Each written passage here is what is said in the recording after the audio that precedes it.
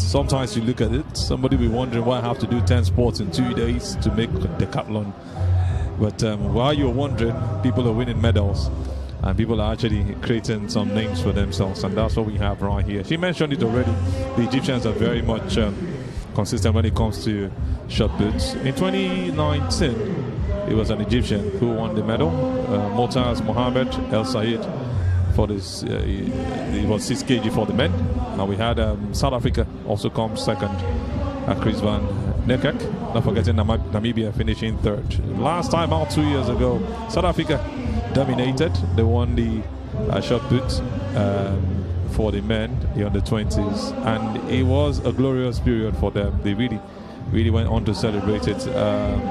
JL Van Rensburg was the one who won it. And we had Zimbabwe finish second.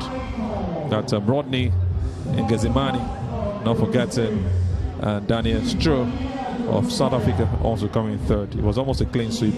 When you talk about a man throwing 17.76 meters for South Africa compared to what we had for 2019, 19.21 meters for Egypt. So, like Otoye mentioned, the Egyptians are very, very good at it. Imagine almost 2 meters, if not over 2 meters, with distance difference from 2019 and 2021. So that man still looks like one of the finest we have in Africa. And imagine what they will be throwing at this point, having grown from that younger age to where they find themselves as full-time professionals. So it's a growth thing.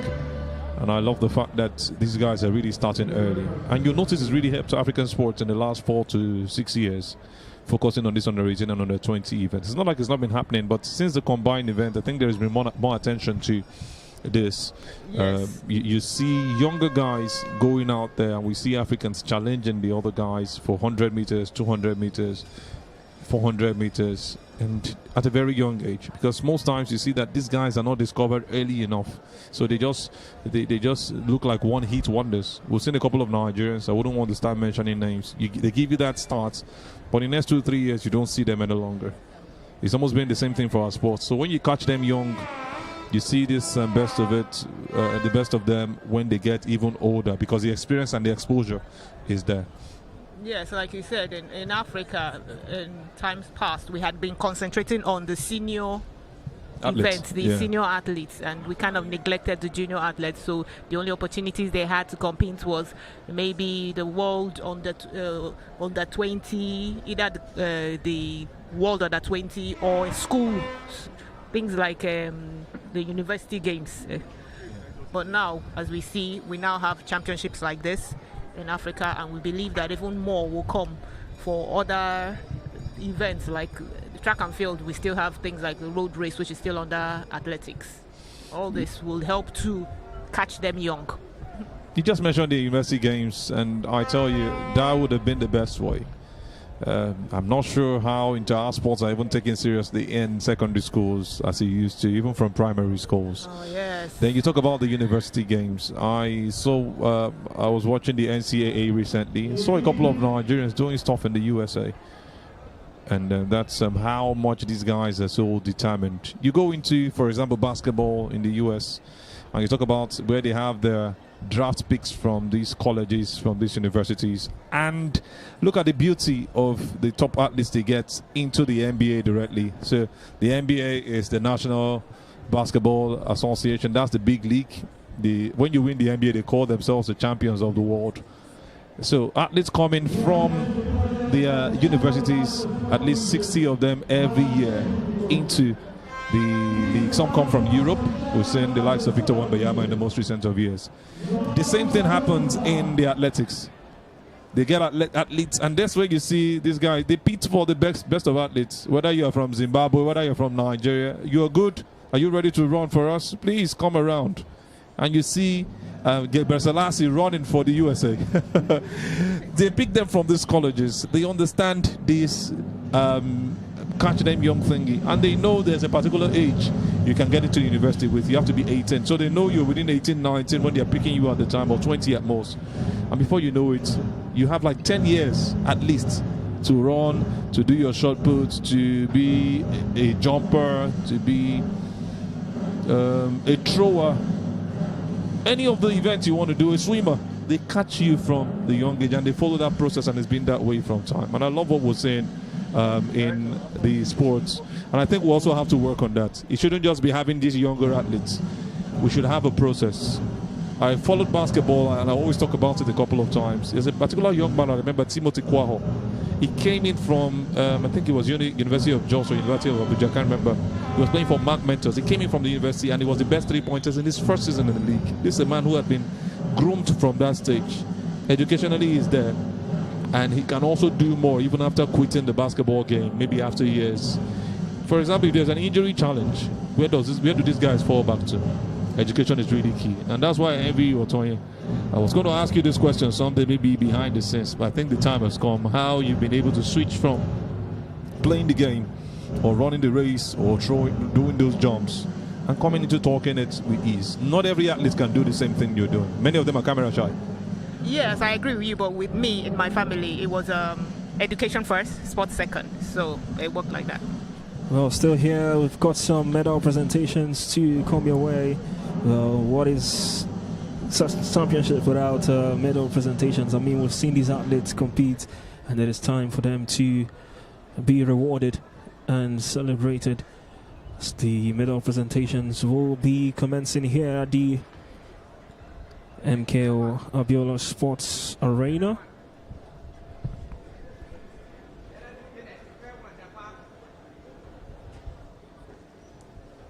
Each of these athletes holding their head up high as they return to their respective country.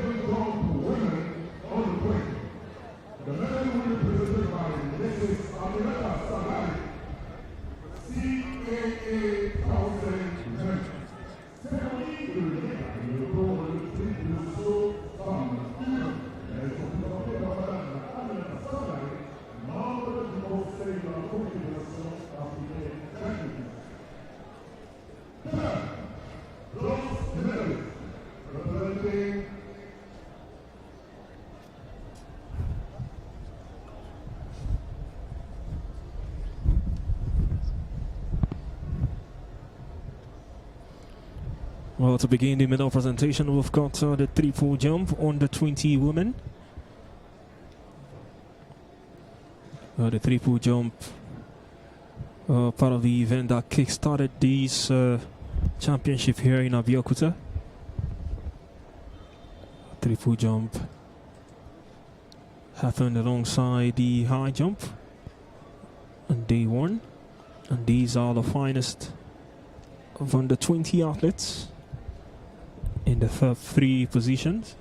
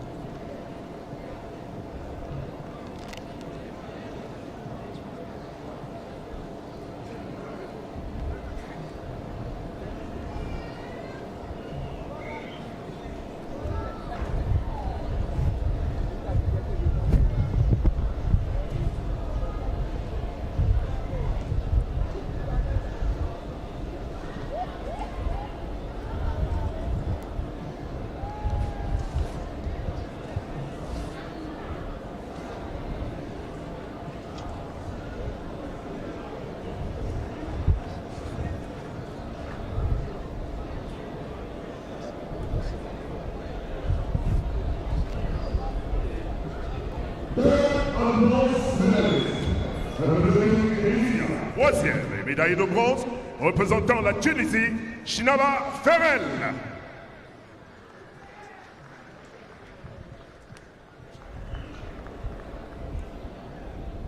Just a bit of a correction there. This is the medal presentation for the free-fall jump under 18 women. It's your bronze medalist from Tunisia, Geneva Ferial, all smiles.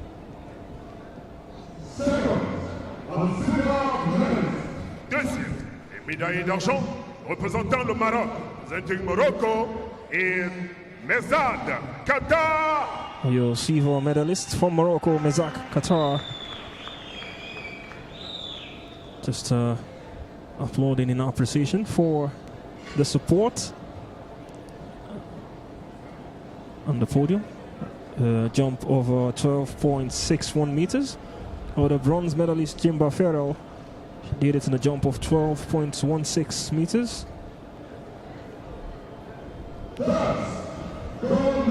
And up next will be your gold medalist.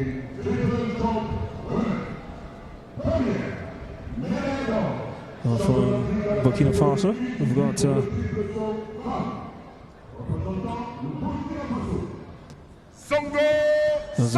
Zongo Zalisa.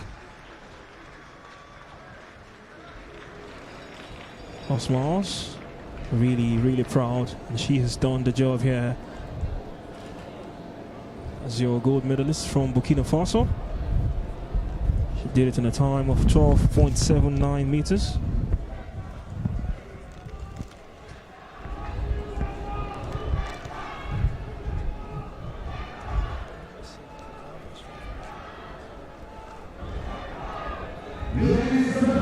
Your bronze medalist, Chimba Ferial, your silver medalist from Morocco, Meza Qatar, and your gold medalist from Burkina Faso, Zango Zalisa, and as customary, the national anthem.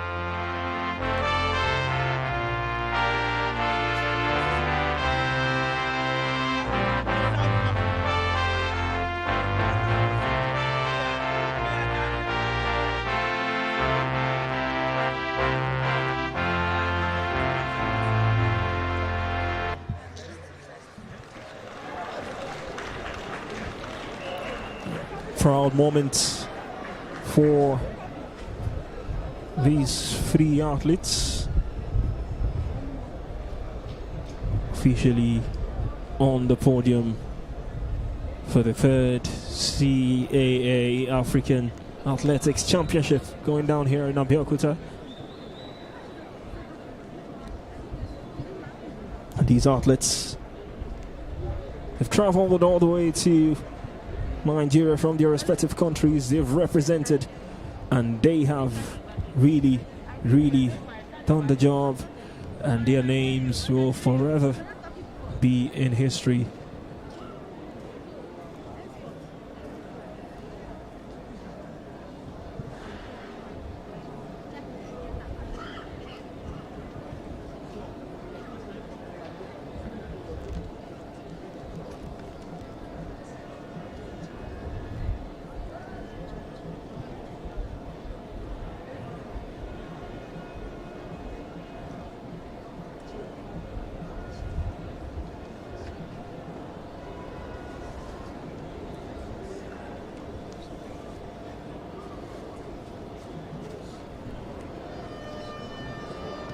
And once again, to take you through, 3 medalists.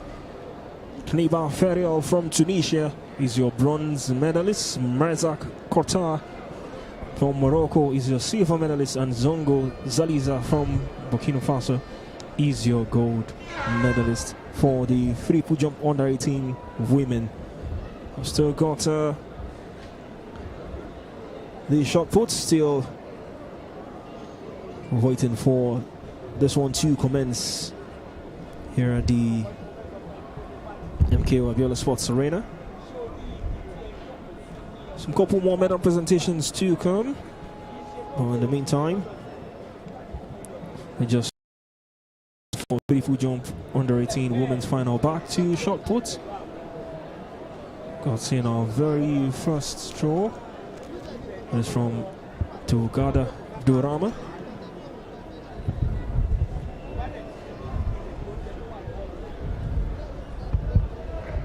Gotten us to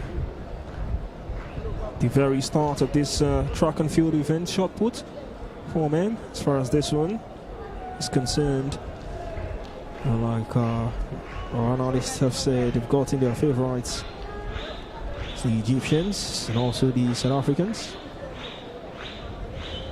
We'll wait to see what they'll show for here. Benani Ahmed for Morocco with his throw. Oh, his shake of head in despair, seems like he's not too pleased with that attempt. And some technical knowledge. What the technique he used to throw is what we call the spin. And also for the shot put, there is a circle where you have to throw in. If you throw and your leg touches out the grass, it's a no throw. Then you have athletes also cancelling their throw. So if you throw and you don't like your throw, you just put one leg out and step out, so they cancel your throw. And it was clearly raised the red flag, so he's got it all wrong. He's going to just be hopeful that something changes in the next. From South Africa, Henku Lambert. Tease attempt. Athletes, the reason why the athletes started using the spin is because with the spin you can generate more speed and more force to throw. So it's really harder to do that with the glide, although 1 or 2 athletes still are able to pull that off. But with the spin you can generate a lot more speed and force. It's not been the best of throws from all, but I think one at least got a white flag, the first one from Libya, Abdelkader Abdurrahman. Hopefully Egypt will be able to do something with their man Nabi Amar with the next throw.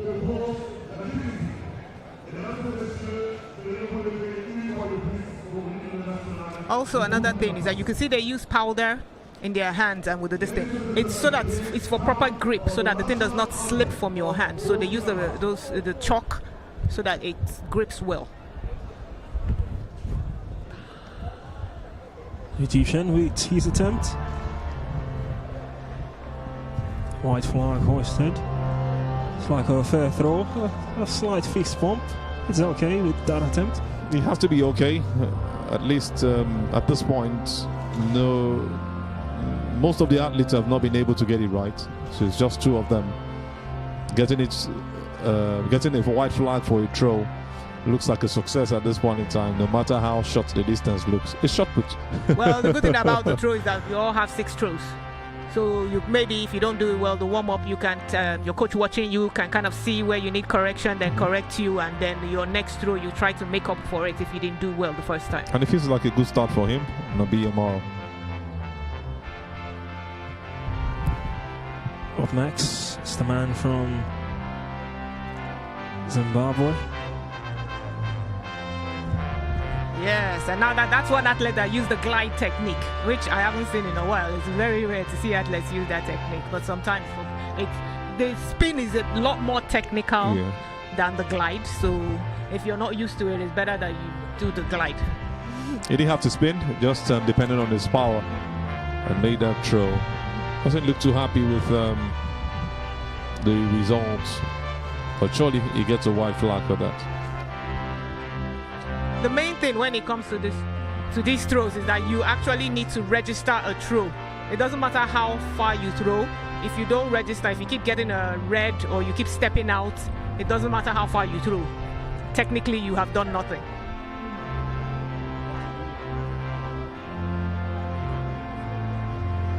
Nice, that looked like a good throw from the South African.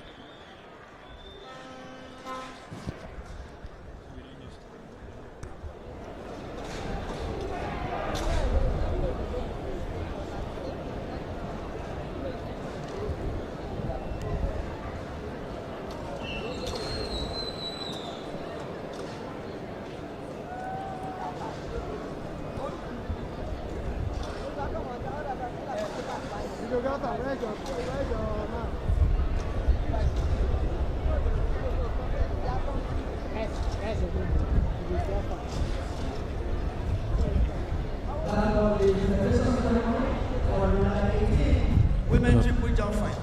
Presentation ceremony for under 18 women event. Very shortly, we'll go to the next event, high jump under 20 women. The next event will be high jump under 20 women. Well, the Nigerian waits his attempt. Heard a roar from the crowd. Well, that's definitely one thing that has been constant here for every Nigerian athlete who've competed. The support has been really, really loud and massive. You have the Nigerian athletes using the gliding technique. I guess the glide is coming back. And that really looked like a good throw. From the cheers you can hear from the crowd. It does look like. It looks like he also got a white flag for that. So he looks forward to maybe being one of the best. He has to hold on to these for now. Like I said, it's important to at least register one throw. Even if it looks bad, you need to register one throw.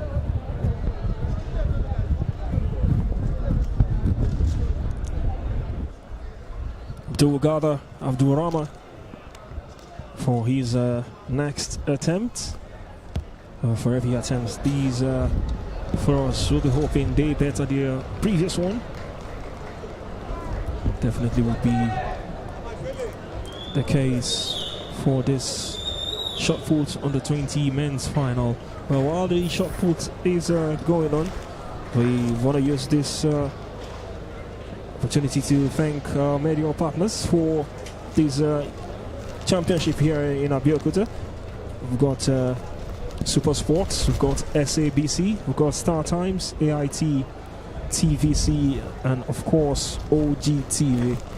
Our media partners for this third CAA African Junior Athletics Championships. Also to remind you can watch these broadcasts live on the Team 33 YouTube channel. We're bringing you top-notch live coverage from day one. Now into day two.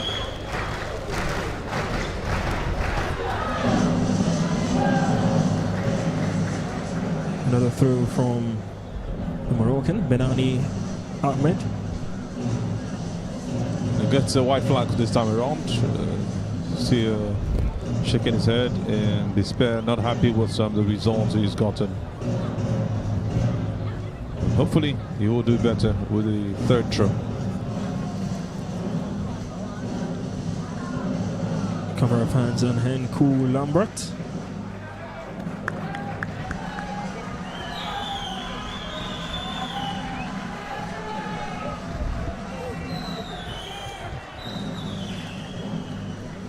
Just waiting to take his jaw. A bit of a strapline there on his right wrist.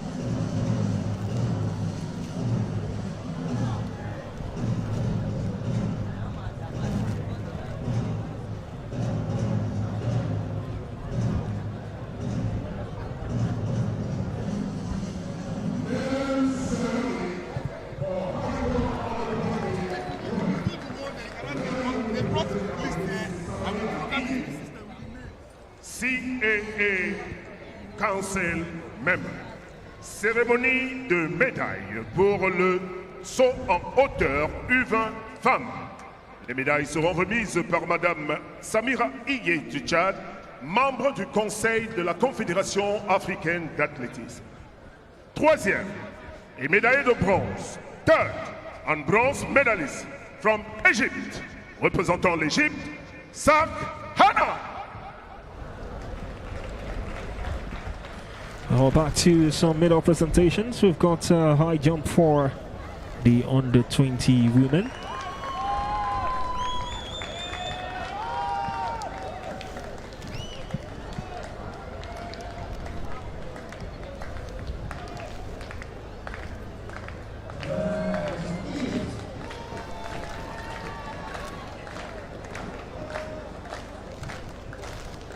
Your silver medalists.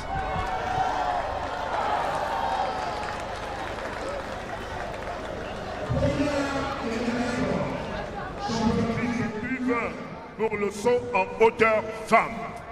First, gold medalist, African champion for high jump under 20 women. Representing South Africa, we have Mia Dowell and Marta Gossi.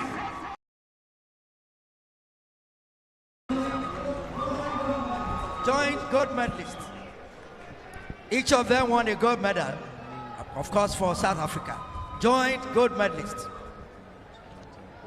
A great Gossi from the Rainbow Nation. Yes, in high jump, there is a rule that makes it possible. There is a rule that makes it possible for 2 athletes, or even the 3 athletes, to get a gold medal, as long as you make the same height at the same time. Everybody gets a medal.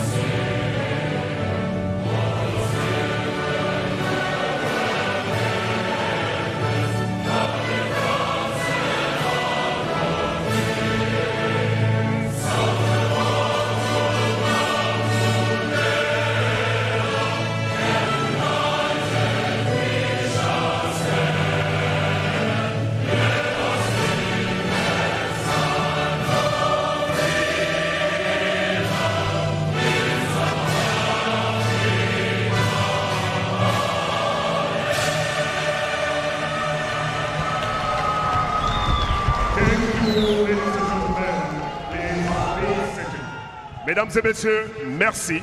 Les médailles étaient remises par Madame Samira as far as the CAA Africa Junior Athletic Championship is concerned. Here on the mission, here on the mandate to defend their title. The South Africans really lived up to expectations here. Your gold medalist for the free pool jump. Well, we saw them here yesterday competing, and in the interviews they had clearly delighted to partake in this championship here in Nigeria. And now they'll be going back proud that they've represented their country. Davel and Martha Nkosi of South Africa.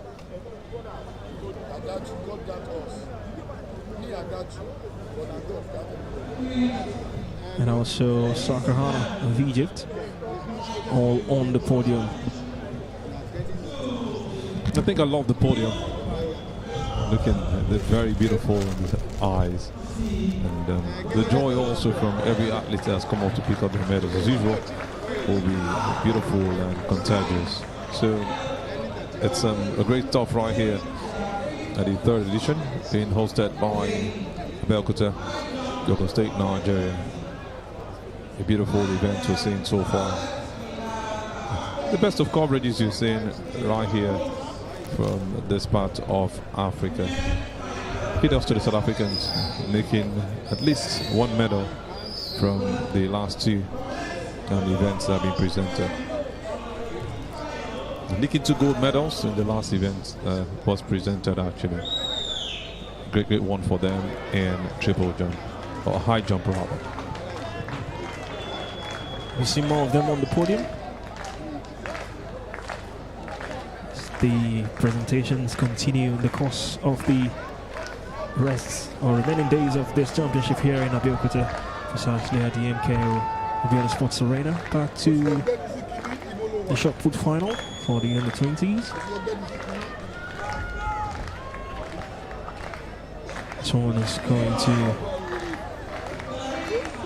be a keen contest. The Egyptian Nabi Alma for his next draw. First glance, it doesn't look as better as his previous draw, where he looked really comfortable with his efforts in the end, but this time just a little walk back.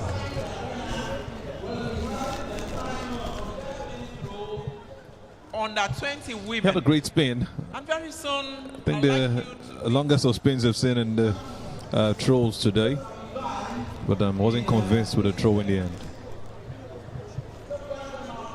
Zimbango Prosper from Zimbabwe just at his next attempt.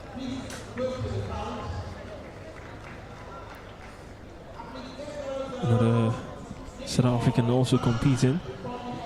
Clearly I would also want to be on the podium as far as these events is concerned. Well, just to remind you, activities are going down simultaneously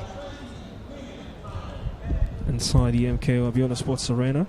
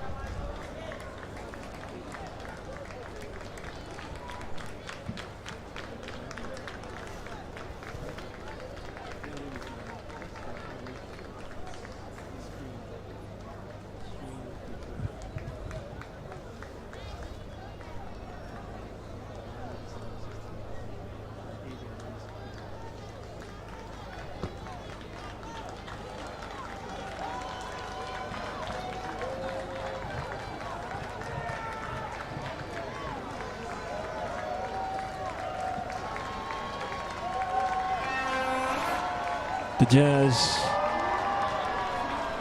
don't need any guests to know as a Nigerian.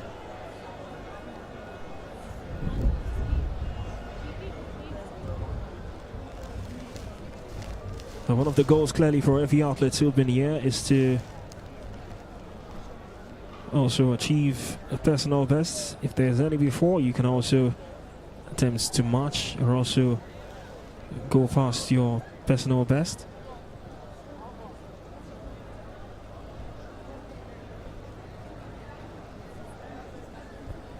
Our Nigerian guy just threw 1597 meters in the shot put. And that's some cool throw for him. I think that's the farthest we've seen today.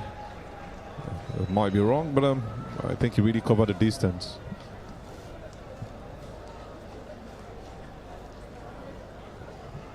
It's got a great competition with this young man from Egypt, who's also holding strong his position not wanting to let it down. Nabi Amal.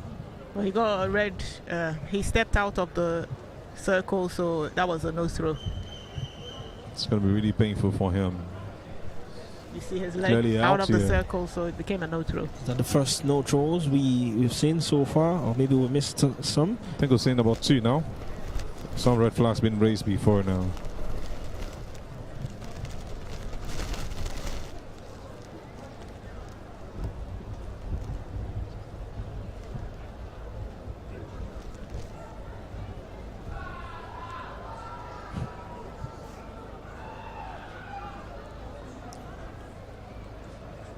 Just trying to practice his right body movement. The man from Morocco, Benani Ahmed. Takes a whole lot of technique and striving for perfection. Just trying to see if he can get it right. Yeah, he's practicing his technique because you really have to plant your leg properly, and the spin, you have to gauge it. Sometimes if you spin, you might spin too much and then your leg plants somewhere else. So you practice that so you plant your leg properly so that you don't foul that. Get to practice, Sazu. Not my thing, bro. And nowhere. And who God says I am. But like I said, one of the most difficult athletic events for me is shot put. Oh, no. So I respect anyone So what would who you does say about it. the hammer? I would prefer to do a hammer here. You spin and you throw. This is to your neck. How do I throw something from my neck? It's You still. can use the glide. You don't have to. You don't have to spin. You can use the glide. So glide is basically I'm almost standing speaking in the Yoruba same like place. I think glide though, you know. I'm going local at this point. That's the feeling I find myself. We've To not even every gone African to talk about listener at pole this vaults. point, don't We've not mind even me. talked I was pole about to go there. Pole vaults, I mean, discuss maybe, but this, like he said, I mean, throwing from your neck. I mean, even the glide, whatever technique, I don't know which one seems to, at first glance, go farther the most. You can Or even, it depends on how you can you even execute. do a standing throw with the shot put, so you don't even have to glide. Just stay there, bend down, and push out the shot. I hope I don't break my neck in trying to do that. Just think of the shot as your naughty junior brother. Not going to throw my nut in the junior Brunei away. But I get your point. It's easier because it's something you've practiced. It's, when you take up something, it feels so easy. There are things you do at home, or just like we talk now. People come around and like, how do you guys do this talking? It's years of experience. Just the same way I cannot do the same events they go on to do. No, shot put is like a natural sport. It's like you're trying to pluck a fruit from the fruit tree. That stone and you're throwing, shot put. And this you're doing is trying to convince one who has made up his mind that this is the direction he wants to go. It's like preaching a message that never goes into the ears. That's just a picture I'm seeing right here. I'll tell you.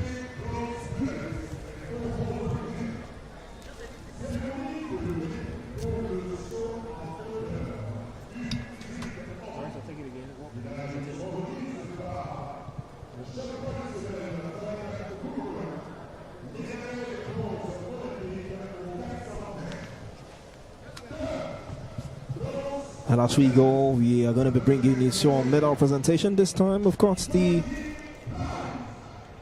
under 18 high jump man. Well, this was a keenly contested one we saw yesterday, and Ikweki praised the Nigerian from the start he had yesterday. It's quite sad to see that it's going to be a bronze medal in the end. But definitely he will be proud of his performance. I love his personality. I love the charisma, the energy he brought to that contest yesterday. Ikweki praise. His medal was given to him by the African 400 meters record holder, Falilat Ogunkoya. I had a handshake with him this morning and it was a thing of joy. He was really happy. I said, praise right, said yes, great job, keep it up. I saw that smile from his face just to encourage him because I saw he left with some down spirit yesterday. Oh, your silver medalist is Chidowa Tandenda from Zimbabwe. Also gave it his very best, and not enough to be the gold medalist. Chido Tatenda from Zimbabwe. Well, he started poorly. Yeah. Grew into the contest. And probably both of them did 2.03 meters. He maybe just had something more like an edge to give him the silver medal. Like we talked about for large parts in the last presentation, South Africa once again on the podium as your gold medalist, and this is Matteo Leroux from South Africa. He had that final attempt tries, but just couldn't match it. He was going to do his personal best of 2.10 meters, but stayed with 2.06. And it was just a great one for him. What a joy to also have a record holder, like Otonya mentioned, the 400 meters record holder, Faliatu Gukoya for Africa, going on to present him with that medal.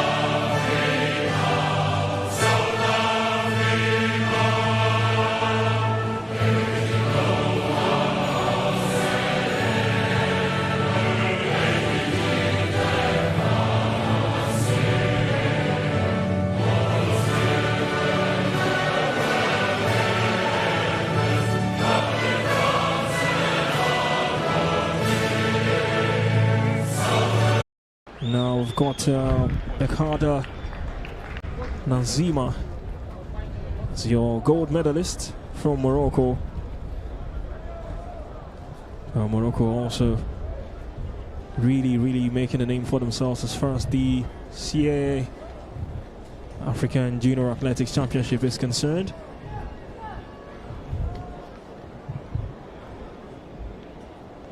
Bekada Nazima from Morocco, Zongo Awar from Burkina Faso, and Tomoso Masikane.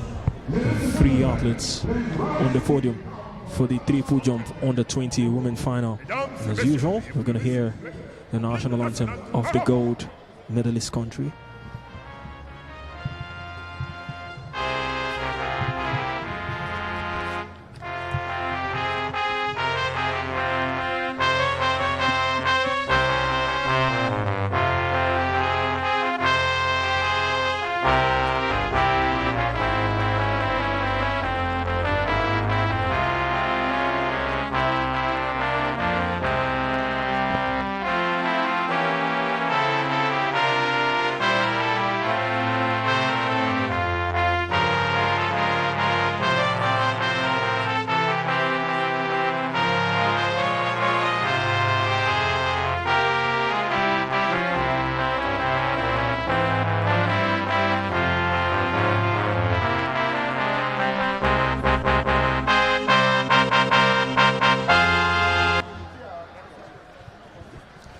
Heard something about that smile of a winner.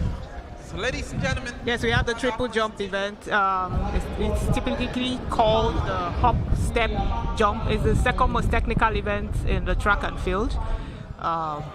We have had the Northern Africans dominate at some point, and we had a Cameroonian, Françoise Mbango, that dominated for a very long time. She competed for Cameroon, then in the later part of her career, she competed for France. So we've had an Algerian, we've had a Senegalese also, we've had a Nigerian hold the African record. Rosa Collins, who is one of our LOC members now. So once again, the 3 medalists for the triple jump on the 20 women. Temoso Masikani from South Africa, Zongo Awal from Burkina Faso, and Belkada Nasima from Morocco, your gold medalist.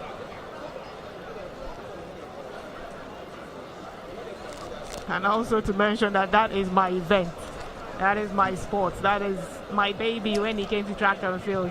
I think I chose it because it was actually technical and a lot of people were avoiding it. So I was like, okay, it's hard. Uniqueness. I can do it. If Superman can do it, I can do it. Is there some bit of bias when you say it's the most technical No, track and it's the field second event? most. It's the most technical on the field because we have the pole vault is the most technical.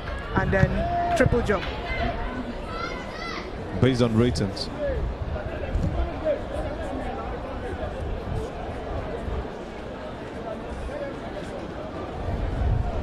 We've got the 1,500 meters getting underway. The athletes on the tracks.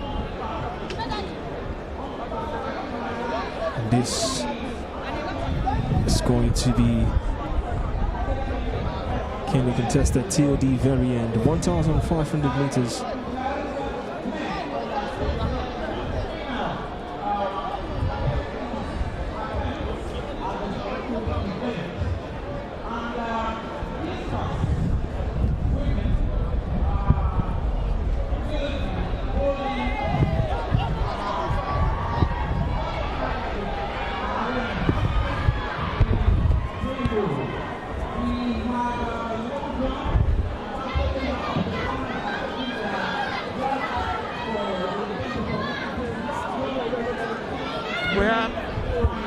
We have the 1,500 meters, which is 3¾ time round the track. The track is 400 meters, so they have 3¾ to go.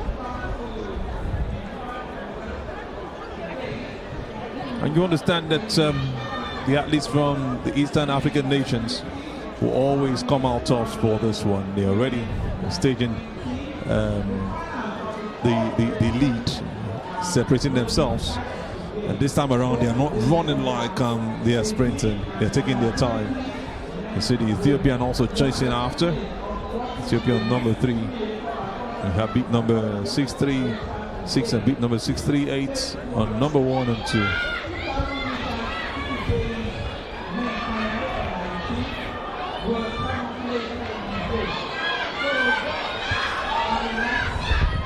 You can hear the scream from the fans supporting them from a distance as they go for the final lap.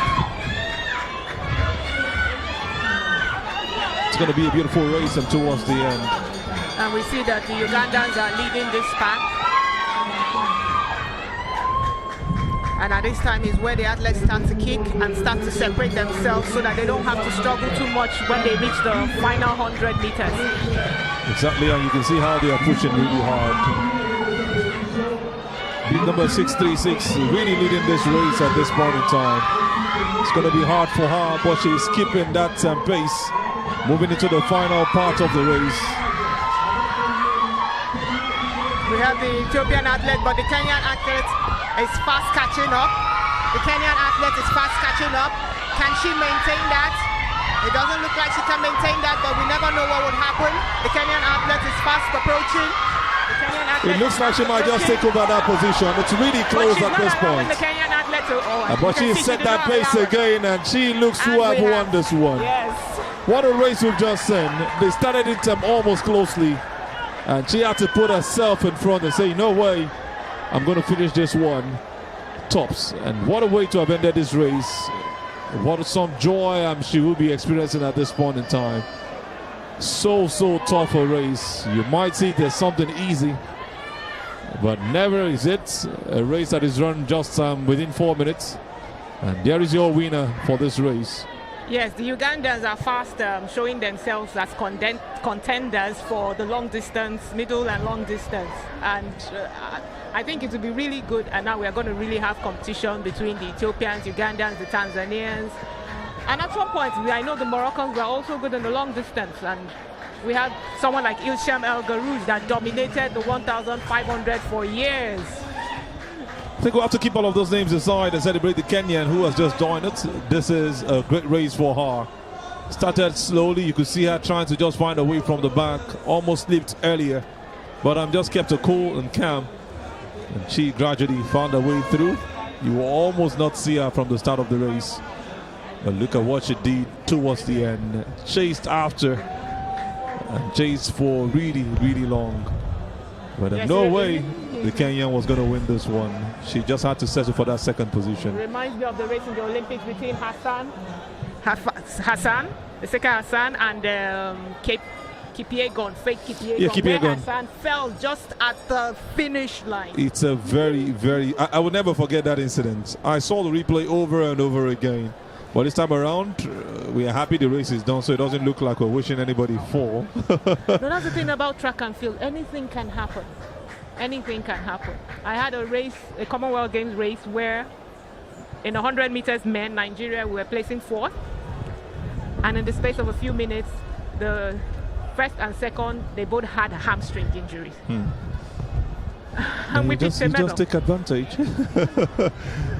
You just have to take advantage as quickly as possible. As an athlete, how do you recover from such heartbreak, getting to the finish line and maybe pulling something and just falling down by the finish line just before you could clinch what would have been a favorable position for you in the end?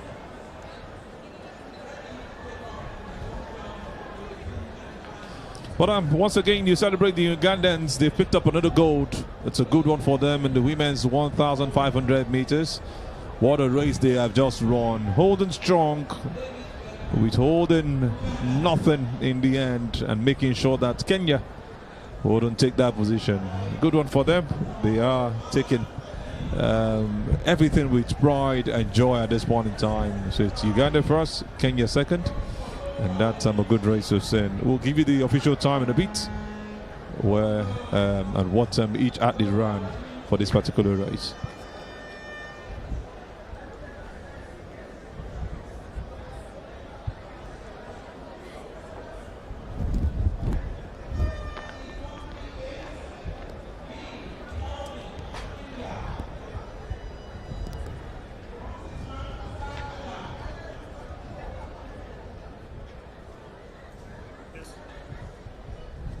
Assad Adam, Morocco.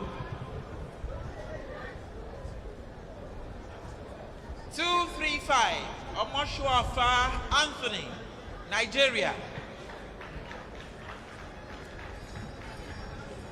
243, Mukaraf Amaru, Nigeria.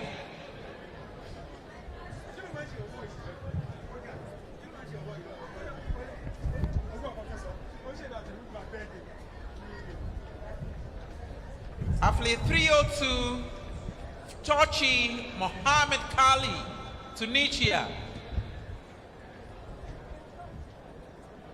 277, Sheidina Issa Layeba, Senegal. 289, Odo Mablo.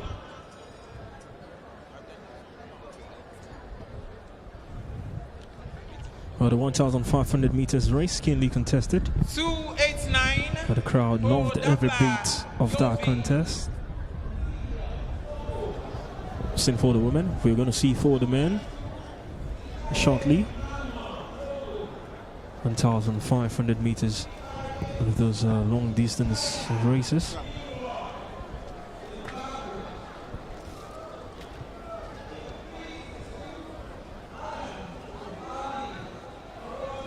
Race that's always gotten to do with the East Africans, and I remember Otoye breaking it down why you see them always dominating these races. The altitude, the mountains they've got right there, and their dedication. Their weather also playing a huge role in what we've seen from the Kenyans, the Ethiopians, and these days the Ugandans also not letting themselves down. Remember, they were part of it yesterday too. The official results from the 1,500 meters under 20 women. We just saw moments ago Chefuru Nancy from Uganda doing justice, finishing first. Cheptegei Sheila from Kenya in second. Also, just not too far away from the Ugandan who ran that race to the finish line.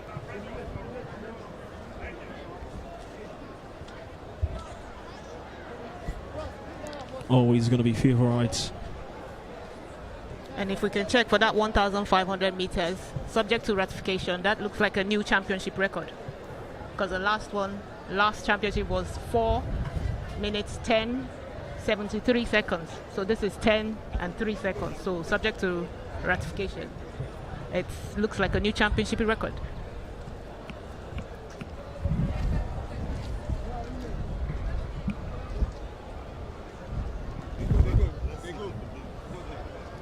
Still in joyous mood here, some of the spectators.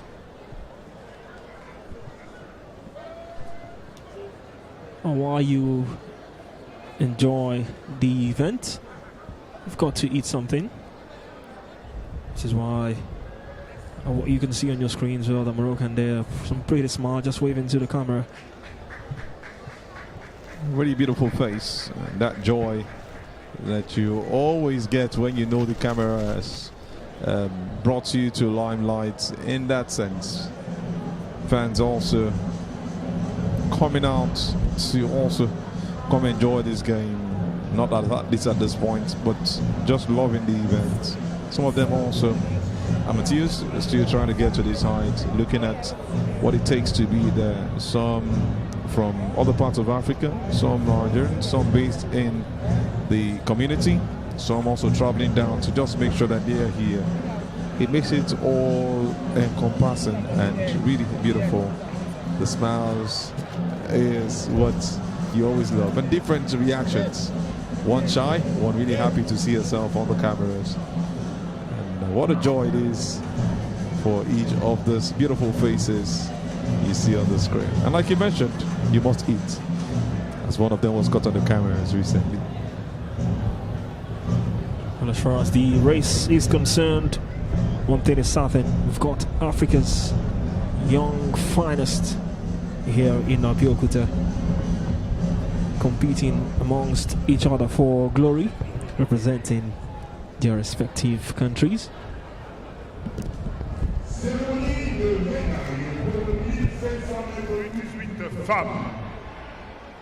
Medal ceremony for the 1,500 meter under 18 women. We've got the medal presentation for The medal will be presented the 1,500 meters under 18 women.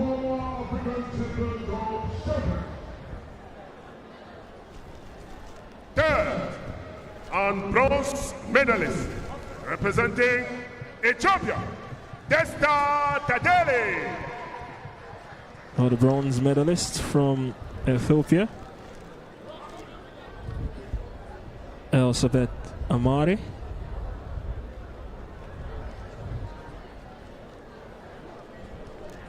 Presenting the medal is Rosa Collins, Nigeria's former triple jump national record holder and former African record holder also. And she's also a member of the LOC of this event.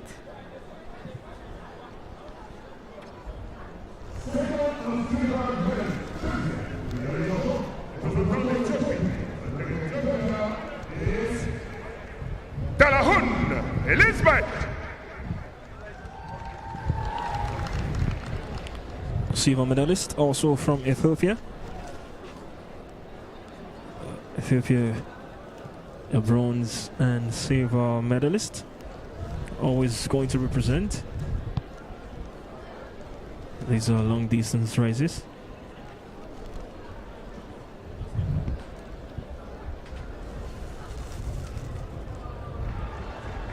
A time for your gold medalist.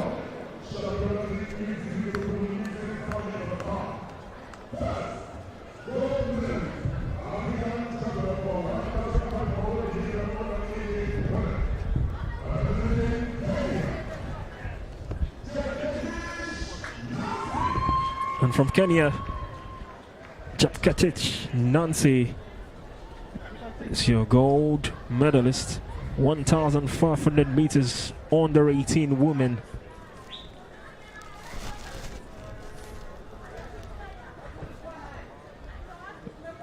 The Kenyans, the Ethiopians dominating this one. Bronze and silver went to Ethiopia, and gold going to Kenya. Decathlon, Nancy. She ran 1,500 meters in a time of 4 minutes and 11 seconds.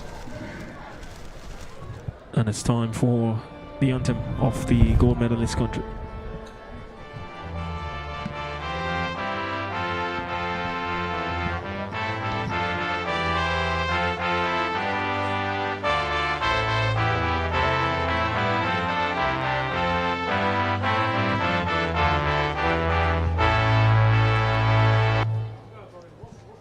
Thank you, ladies and gentlemen. Please be seated. The medal was presented by Mrs. Rosa Collins, former African champion. You'd be so shocked if the anthem was cut, but that's the anthem for Kenya. No time to waste. Even as much as they run marathon races, they didn't replicate that on their national anthem. Kudos to another Kenyan. The last time it was Nancy Cherub who won it. She also won the 800 meters. But this time around we'll have a new Kenyan doing it. And what a thing of joy in between two Ethiopians, all from East Africa.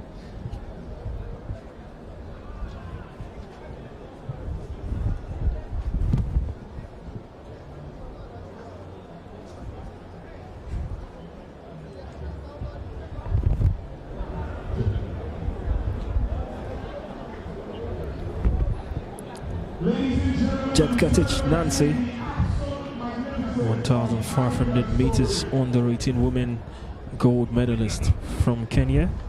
Our speed, our strength, our spirit.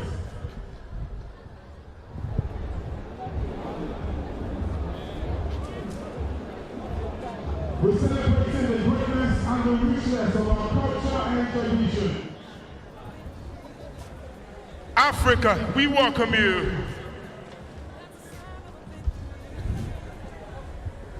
To the 2025 edition of the biggest stars of today and the stellar lights of tomorrow.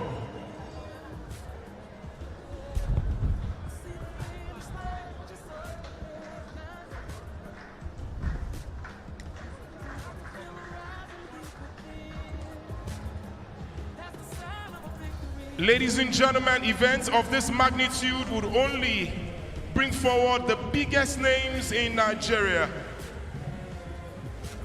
And they are as big as they can get today. On this very fine day, in this very fine evening, Abeokuta, please, I ask for a small, tiny favor of you. Finance, bring it down. As we make welcome and recognize the very pristine presence of the #1 individual in the world of sports in Nigeria. A man that has served self, country, and state, and a steward to the patriotism of this great country, Nigeria. Ladies and gentlemen, in our midst is the icon of modern-day sporting administratorship. A myth of a man, a legend of an administrator. Nigeria, please, by all means, put your hands together for the one and only, the chairman of the National Sports Commission for the Federal Republic of Nigeria, the icon, leader, and legend, Madam Dr. Shehu Diko. Thank you, sir. A round of applause for my chairman. Thank you. Thank you, our chairman, for coming out today.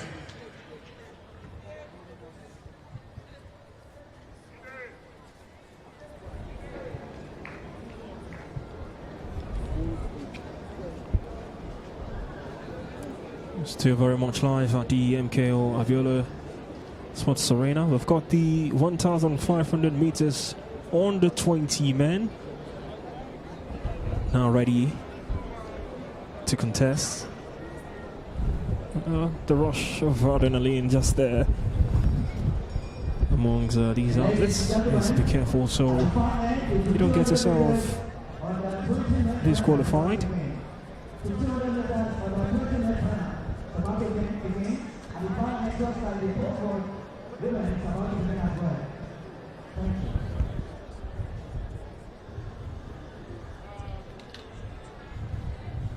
We have the 1,500 meters under 20 men start off.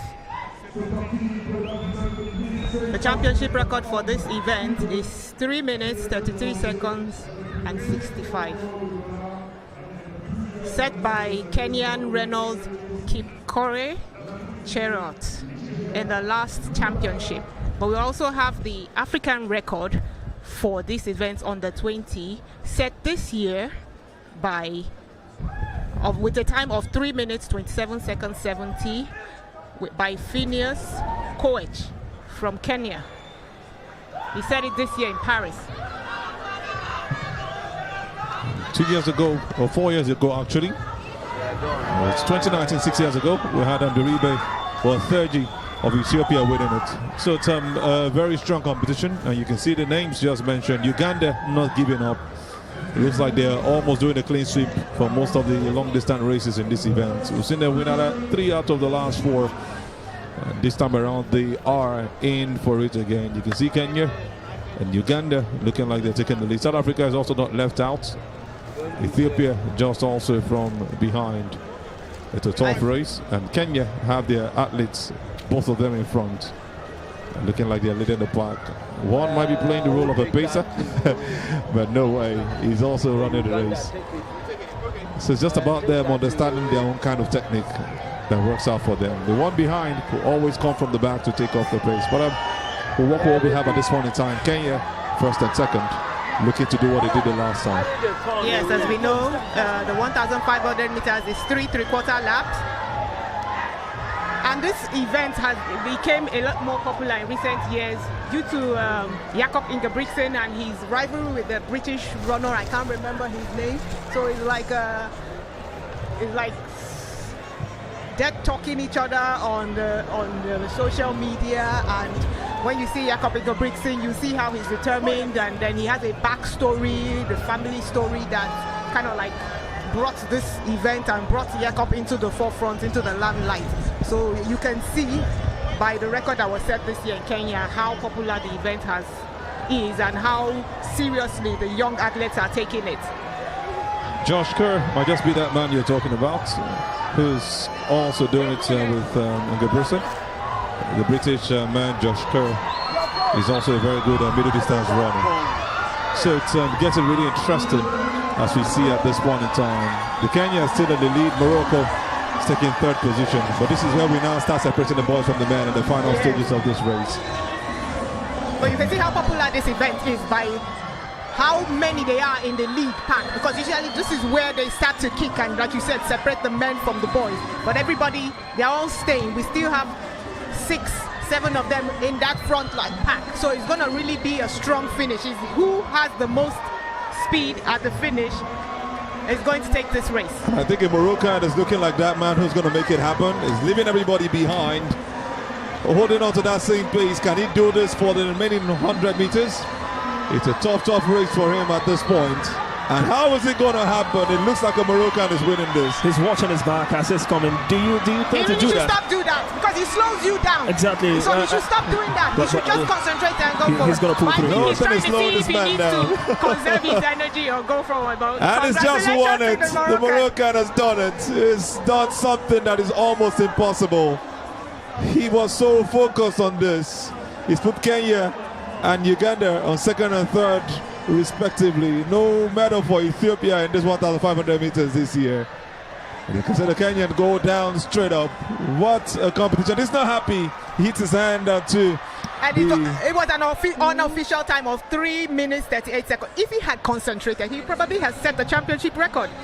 He doesn't mind. The most important thing is the fact that he's beaten the Kenyans and the Ugandans to this one. beating the East Africans completely. I think he didn't think about it. If he sits down and they tell him you would have gotten the championship record, I think that then it's going to dawn on him what he did. And look at that disappointment from the Kenyans. Just hands in the head, looking at the replays. Like, it's my race, it's my village people. This is our race. How did we lose it? But still proud of the flag, regardless. Proud of his country. I think he's confused. He's thinking about it like, how did we lose this race? How? He wants to do both. He's held up in the middle at this point, but the most important thing is the fact that he has a medal to show, and the Ugandan also coming third makes it even interesting. Not clean sweep for anybody this time around. And I love the fact that new countries are telling you this is what we want to do, and they're coming really tops in this one. The Moroccan are ready to run round again for 400 meters, celebrating his victory. They are maintaining their status, the Moroccans, because this was an event for Isham El Garouj. He really dominated this event for years on a global level. So the Moroccans are just retaining basically a title. They're not letting like the East Africans come and take that one from them. They're like, no.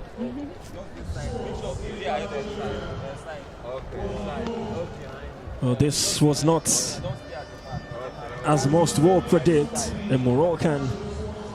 Your 1,500 meters under 20 men's winner.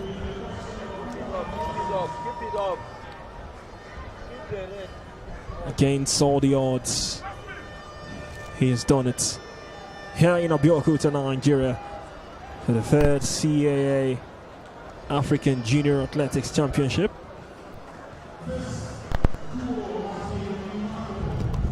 It's not the first time we've seen a Moroccan do something like this. She mentioned the name already. Tonya mentioned that man, Hicham El Garouj. He's done it a couple of times. Done gold medals in Athens, 1,500 meters. Also did gold medal in same Athens, 5,000 meters. He's a great middle distance runner.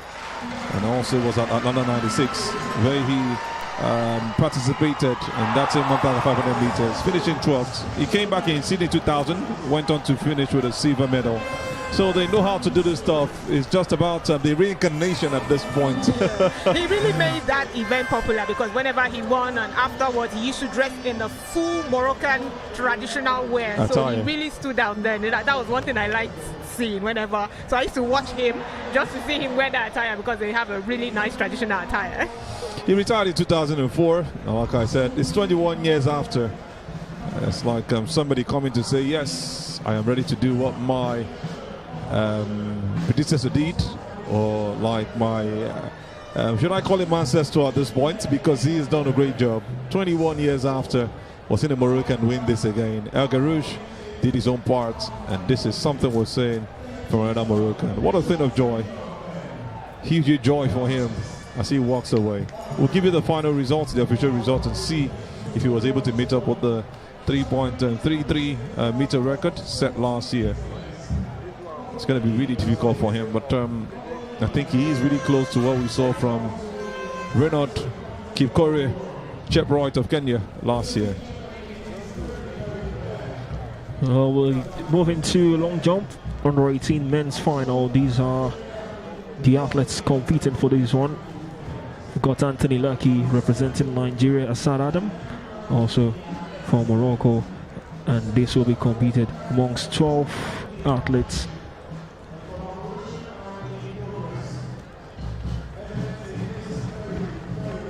We're on the way. Our very first jump attempt.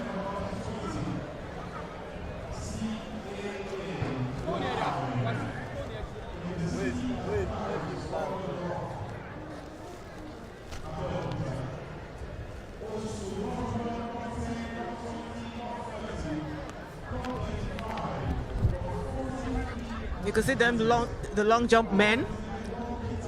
The reason why that is a no jump because he stepped over the board. You don't want to find yourself in such a situation. Doesn't feel happy about it. The athlete from Niger still goes on to the side to get some encouragement. Knows he still has another opportunity to get it right. And what will happen is that his coach will talk to him. Usually what they do is that if you step over the board, they count maybe it's half a foot. You take it back before you start running so you'll be able to put your leg on the ground. Another no jump. This would have been a fantastic jump. Look at how much It's distance another he no covered. jump. You can see from here his foot stepped over the board. It's going to be a red flag And a lot for of him. factors could come into play because of that. He might have warmed up a lot more, so he's faster. He might not have taken his run up properly. There might be more wind coming behind him. Love the way he did that air walk. It would have really been of help for It's called him. a hitch kick. That hitch kick, bringing some basketball language into this one. And in the end, nothing to show for it. At least he's learned his lessons, and he should be getting it better in the next jump. It's also good to mention that there are certain events in the track and field that you can only rectify a world record if the wind reading is below 2.0 meters per second. That is the 100 meters, the 100, 110 hurdles, the 200, the triple jump, and the long jump. And the 200. That wind also helps push you forward. I guess that's the reason they always make this happen. Yes. And they all seem to be stepping over the board. It's like the adrenaline rush is still very much on the high. And that thing can be very upsetting. I remember Commonwealth Games in the 2010 in India, where our two, the Nigerian long jumper and the Canadian long jumper, who were both friends coincidentally. And you know, for the long jump, when you're more than 8, they take your first 3 jumps, then they pick the top 8, and then those top 8 continue the remaining 3. And the 2 of them were favored to take a medal, and 2 of them did not register any jump in the first 3. So they were kind of like, didn't go in for the finals. So sometimes you have to make sure that your run-up is good in such a way that you should register a jump the first 3 times. Those first 3 jumps, you must register a jump. And that's what we are looking forward to, seeing that they will get it right with the next 2 jumps. Another jumper at this point, running up on 2, make it happen. I think he puts his foot right. Did almost 7 meters. The run-up was brilliant. Kept on with that pace. That is a good jump. You can see his foot on the board. That will read about 660 jump. You know, we jump on what we developed this ability to be able to read and calculate almost accurately just by sight exactly what somebody jumps. But that was really, really close. He would have just stretched that left foot forward. I would have seen a brilliant ending to it.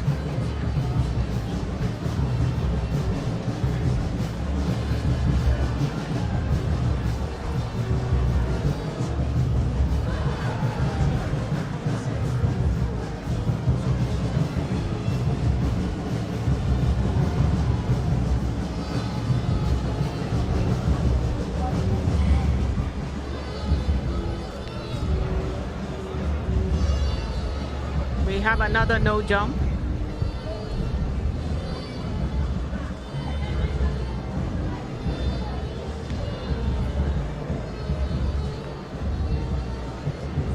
Clearly, he was trying to be careful, and in the end, being over careful set him up for this. Like I said, if your run-up is not, if you did not check it properly, or there are other factors that can come into play when you're jumping, then you have things like this happening. It happens to the best of us. I remember Jonathan Edwards, the triple jump world record holder. Most of his jumps, he used to foul at least out of the 6, at least 4 of them. You can imagine working with just 2 and still winning the world record. He would have done better. Now that jump will be taking the back a bit since he didn't start from the whiteboard. It's a good jump, but his technique leaves much to be desired. It needs fine-tuning. There is a lack of control in that finishing. So usually you have to extend your legs forward, but he's wobbling all over the place. And that kind of makes you drop down quickly. So he's not able to properly finish his jump.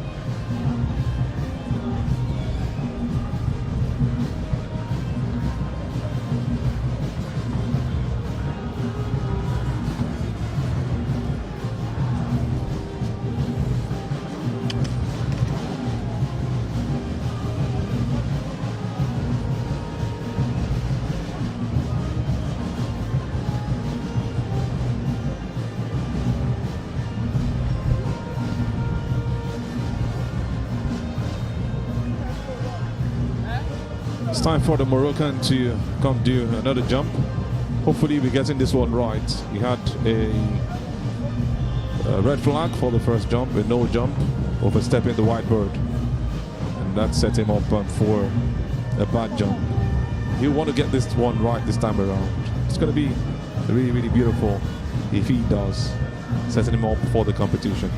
There are a lot of techniques that go into this. We have the athletes, after you've taken your run up, usually what you have, you can walk into it, you can run into it, or you could just stand there. Usually standing there is the best because it's easier for you to know where your first and second stride is. But if you're walking or running into it, you have to be sure. Usually what happens is that they tape, that is when you take your run up, you put a tape there. You can also tape your first and second stride so you know that you're not overshooting your run, and then hopefully your leg lands in the appropriate place on the board. And that's just what we have at this point. We know what these guys want, and this man is taking his time, the Moroccan. He really wants to get the result. He really wants to get the results, and he's trying to get the motivation from the Moroccans in the crowd. You could hear the claps, and that's what he needs at this point in time, trying to soak up the pressure and be as light as he can. Yeah, this is one of the events where you can solicit the assistance of the crowd. They can clap for you. If you ever watch any of the international games, you will see they do that a lot. It helps kind of set a rhythm for you. Different athletes have the different rhythms. They will tell you the kind of rhythm they want you to clap for them, and then it would assist them to help. And some athletes just want you to be quiet. This one at least needs noise at this point. Maybe he's checked it out and feels this will make me feel lighter, because once you're under pressure you feel so heavy you can't lift yourself. But at this point, you see, being under pressure is part of the competition, because you are supposed to be able to perform your best even while under pressure. Just coming out to compete is a pressure on its own. So the question is, which of all the athletes that come out is better able to handle that pressure? That's what we're looking forward to at this point in time. Who's handling the pressure best, and who's going to make it happen for their country and also for himself or herself in the end. It's taking so much time, and all of this in the end, you hope it works out perfectly for him. No, normally if there's a red flag in front of the pitch, the athlete cannot start his jump. And also one of the technical rules, you only have 1 minute. Once they signal you with a white flag that you can take your jump, you have 1 minute to take that jump. After 1 minute, you will be disqualified. And obviously, it's not his fault, because he wouldn't want to waste that much time before he goes on to make the jump.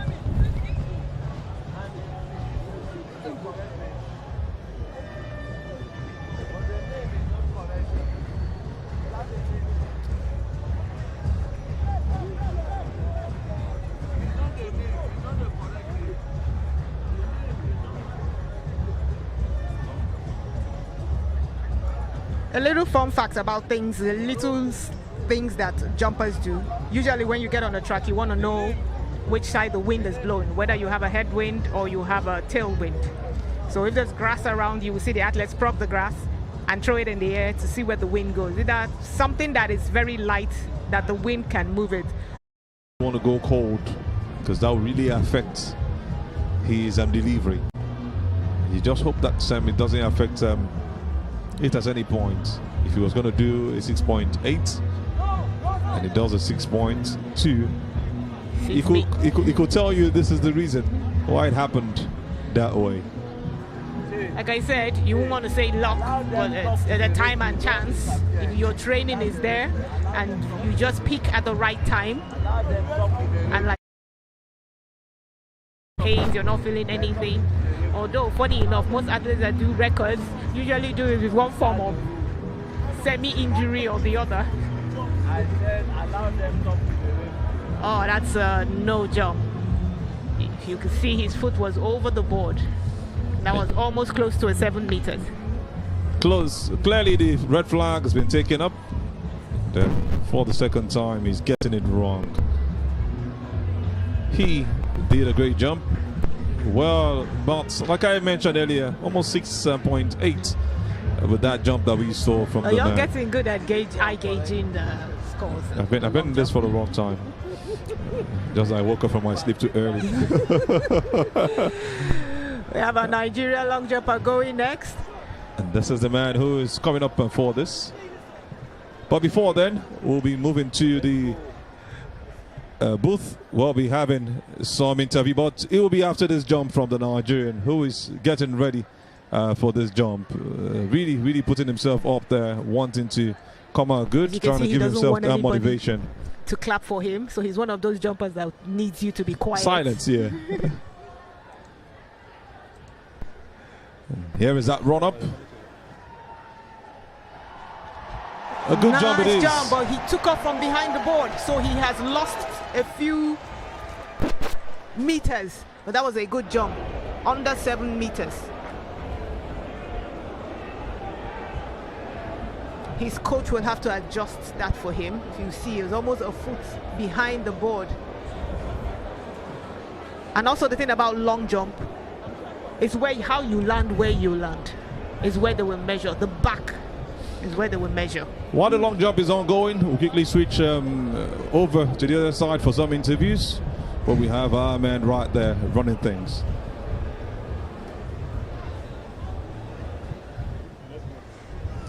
I mean, as a former Olympian and also former African record holder, triple jump women, seeing what these amazing junior athletes are doing, does it bring back any memories at all for you?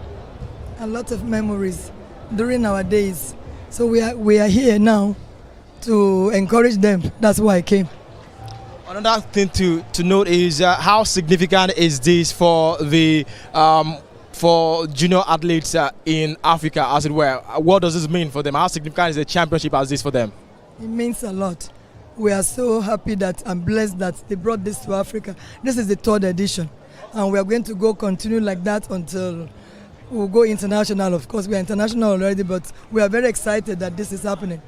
And we say many thanks to those that put it together, especially the president of Athletics CAA, Kakalba, and then the president of World Athletics as well. We are so happy to bless and have them all.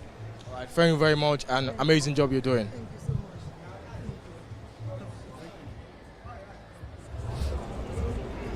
much. And brilliant one from that woman, Rosa Collins Orca. We go straight up to the jump. Clearly, that was a complete foul. he has overstepped his boundaries, overstepping the whiteboard. A very good jump it would have been, but in the end, that's just a poor way to pick up. You have to get it right. Completely overstepping the board, and the red flag went up immediately. Look at this man getting to about 7 meters. Even if you take off from the overstepping, he would have got at least some 6.9. You don't see it like that. You don't really see it like, say, it might be like that. But from where his leg is, he would have to take his run up 1 foot back for him to be able to reach the board and not foul.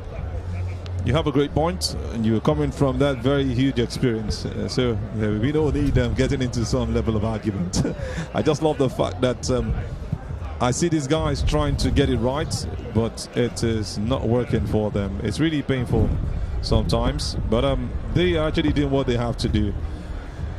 Just to remind you, earlier on we saw the second vice president of the Athletics Federation of Nigeria, Rosa Collins Orca, who spoken to our own person by the pitch side.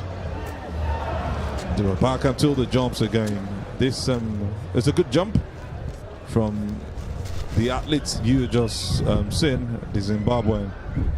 His run-up was good. Toya, I think you want to applaud him for this. His run-up was just behind the board, so he registered about 6.6 meters. His finish is a little bit short. He cut his leg back, so he kind of like shortened the final phase of his jump, so it probably cost him a few meters. Now, in the long jump, it's good to note that it is where your body touches in the back that they would measure. So if you jump and your hand falls back, they will measure where your hand is. So you have to have a proper technique and proper landing to make sure that your body moves forward when you land. It's just, it gets tougher when you listen to it. But the beautiful thing is the fact that the athletes are understanding. We've got a South African getting ready for this one. Jaden Furey is the man. He wants to win a medal right here. And he gets a perfect move. And he gets spot on the board, and this is over 7 meters. Little over 7 meters. That's a good jump. That's the best jump we've seen today. One of the best, actually. We'll confirm if there's anything better. And I love the fact that, like I mentioned, the South African looked so poised for this, and look at what he has delivered. Right jump on the whiteboard, and suspends himself in the air. Good finish. You see how he takes out his hand and whips it quickly just before he lands. Good leg extension to make sure he maximizes that leg, to make sure he reaches as far as possible. Really a beautiful thing, and something you must love to see from a great athlete. Congratulations, at least for now, to the South African. He feels really happy. The camera is still very much on him. That's the man who has done it. Jaden Furey for the under-18 long jump men final. Yeah, but like we say in the jumps, it's not over till you take your last jump. Exactly. We're having on the South African getting ready for this. Beep number 251 is the man we are looking to have at this point. We want to see how he's going to go about it.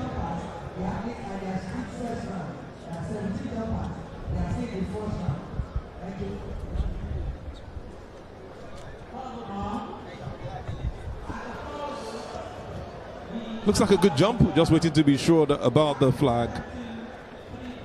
It's a red, He stepped over the board. You can see it right there. I want to see the replay to be sure. But yeah, one of the things you have to watch out. At least this time around, I want to argue with the professional. No, you have to look. I didn't look at his feet. Oh, clearly over the board. But that would have been a good jump. This is the last time we'll be having a conversation on whether he oversteps the board or not. And he made a good leap, suspended well in the air, and he would have been another South African getting something right. Hopefully he has another opportunity to right his wrong.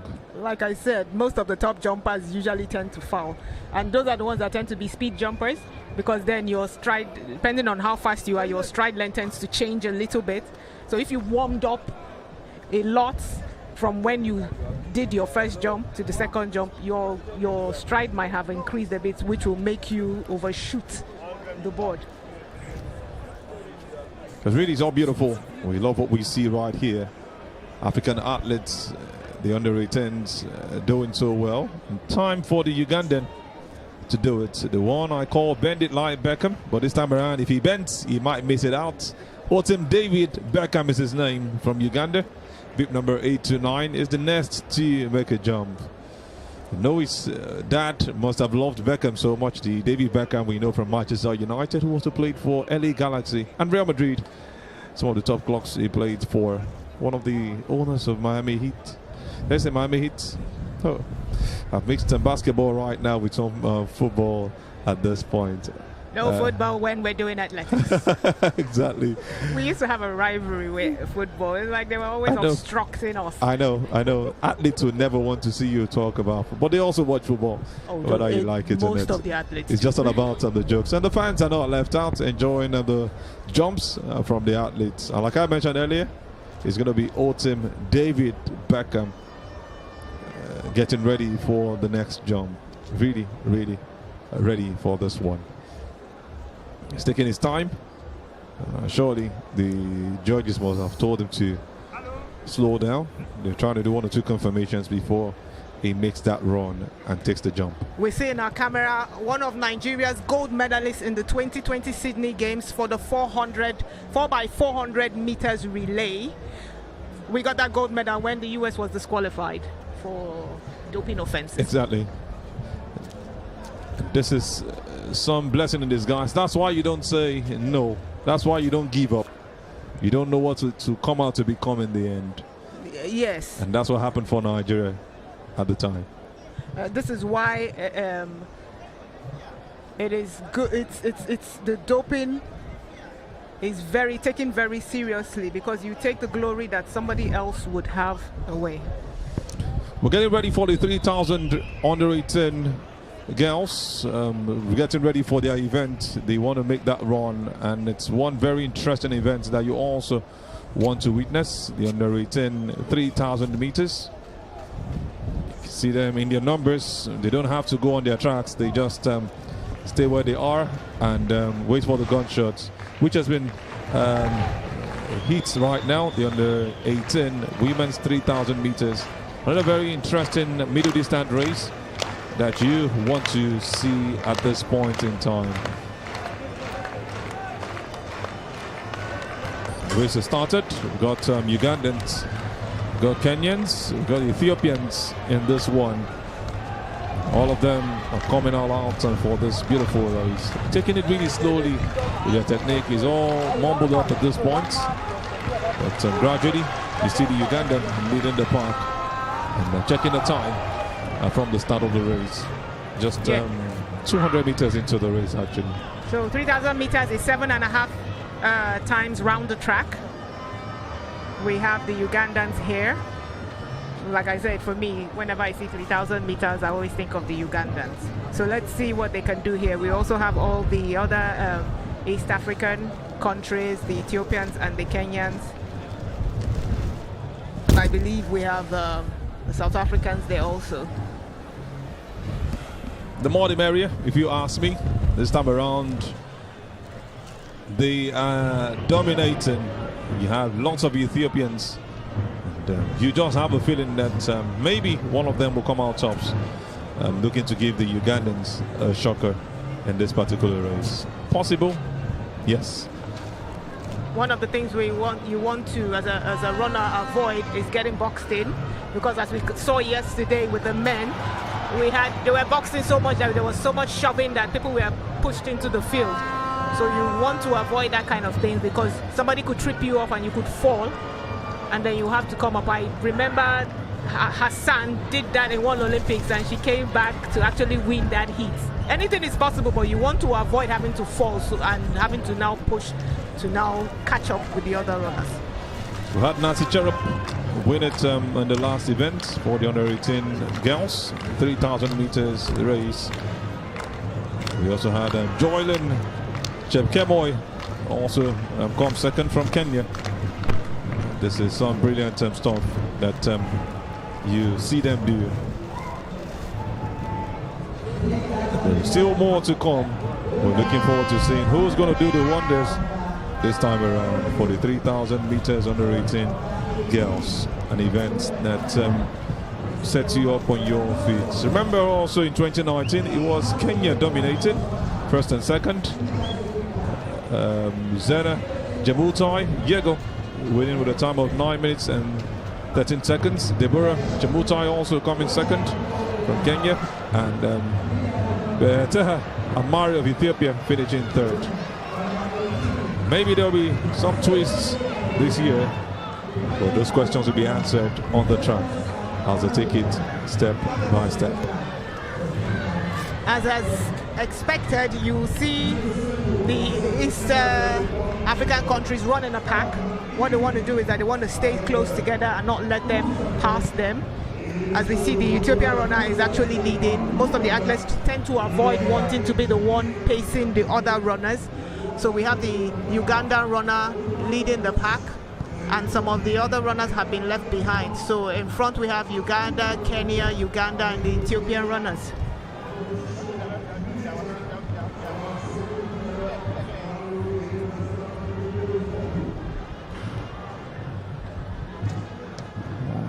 There's a bit of separation, 2 athletes behind, but you see have most of them together. Well, 10 of them still closing up, so possibly you can still have any of these athletes win it. You might want to rule out the last 2, but I'll tell you not to make that mistake, because things turn around at some point. It could be their own technique, decided to stay afar, but sometimes, as always advised, you don't have to stay too far off. But they're going gradually.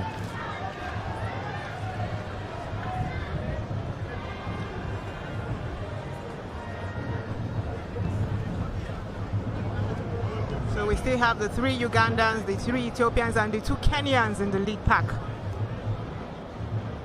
And most likely they will stay together till you hear the final bell. Then you will now see one of them kick and the others trying to keep up.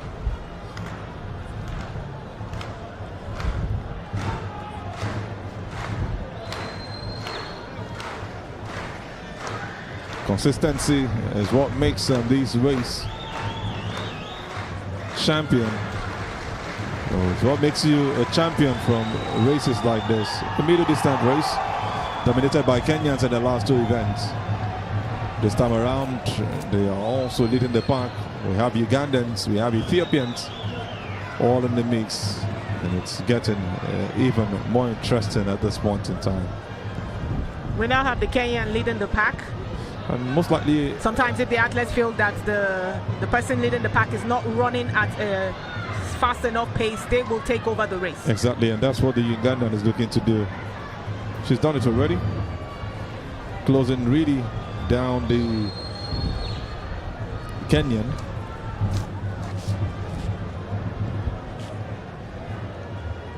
And she's done it just by an inch. Gradually she wants to set that pace, but the Kenyan is also taking over almost immediately. So it's like both of them are on the same level. I'm guessing the Ugandan athlete thought the Kenyan was not fast enough, so they've taken over the pace. And now the Kenyan also has thought she wasn't fast enough, and she has taken over the pace. No time to relinquish that position. That's all they're trying to make us know at this point in time. Holding strong from start to this point, at least where we find them. So what they did is like they thought there were too many in the lead pack, so somebody increased the pace to separate now, the women from the girls. The girls, right? Okay, they're all girls. That's what we call them in the under 18s. But it's a gradual process. We have 5 now in the race: 2 Ugandans, 2 Ethiopians, 1 Kenyan, and the Kenyan just up front, leading the other East Africans. It's a very, very difficult race, but they're gradually getting there. So as the race draws to its final, you see the separation of different people. We still have 2 Ethiopians, 2 Ugandans, and 1 Kenyans in the lead pack. And just to remind you, they have to go around 7 times. They started with 200 meters first. So it's 7.5 of the 400 meters arc that they have to run. And they're coming in to take their final lap. Maybe we'll be seeing a new record.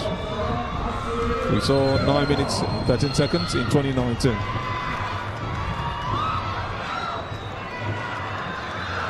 Just waiting for the bell to ring, and you will see the base from the others. The Ethiopians are taking over. This is the last lap. We'll have 2 Ethiopians in the lead right now, with the Kenyan just behind. It makes it even more competitive. The Ugandans have gone really behind. Looks like the ladies understand this race so well. But it's all East African, whether you like it or not. With 1 Ethiopian way back, just catching up gradually.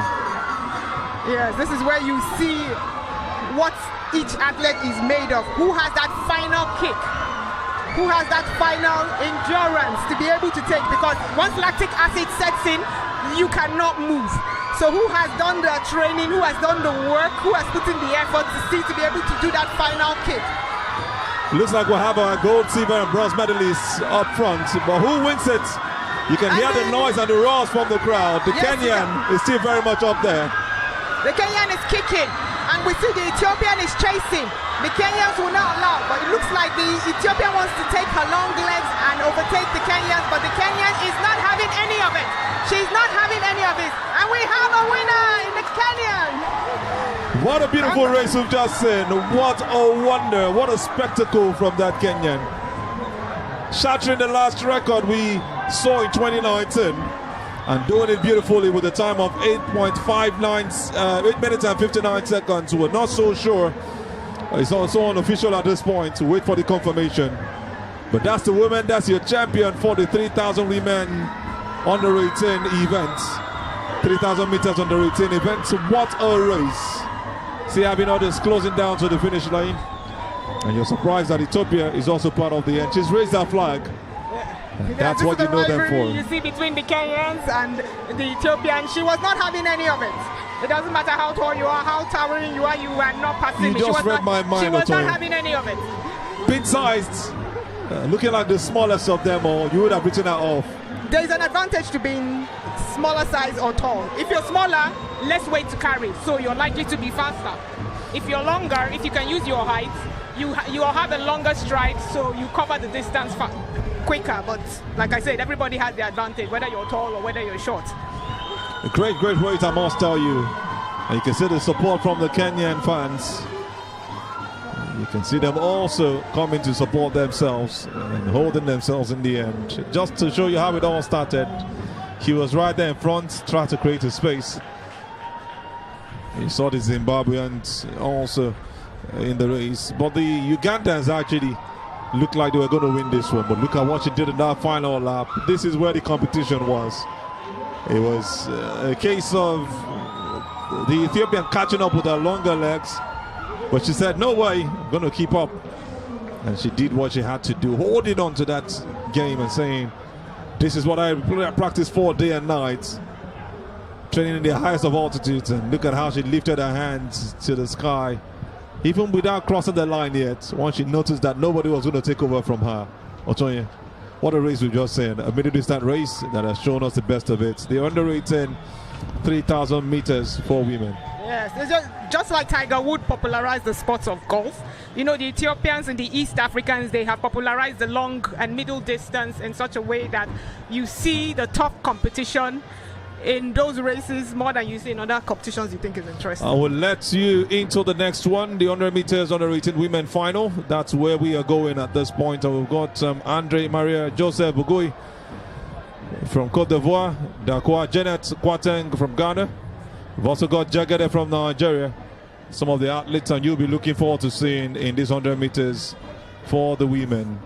It's really interesting. You see the Nigerian South African also competing for this one. And what a race we have up in our hands at this point in time. Really going to be interesting and beautiful, where it's going to be sprints, totally different from what you saw the last time. It's going to be all pacey from start to finish. And you cannot actually say this is your winner for this particular race. So we have the record in this 100 meters under 18 women's event held by Nigeria's Faith Okosi. With a time of 11.53 seconds. So that's the number to look out for. 11.53 seconds, held by Nigeria's Faith Okosi, set in 2003's championship. It's going to be really interesting having Nigerians, as they did so well in the heat yesterday, coming out here now to show what they are made of. It's going to be a great one for the semi-final, I tell you. We spoke about a couple of them earlier today, and it's really just the way to go at every point in time, showing what you know how to do. Nigerians here and there for this 100 meters race, and just making it really, really a race to see in the end.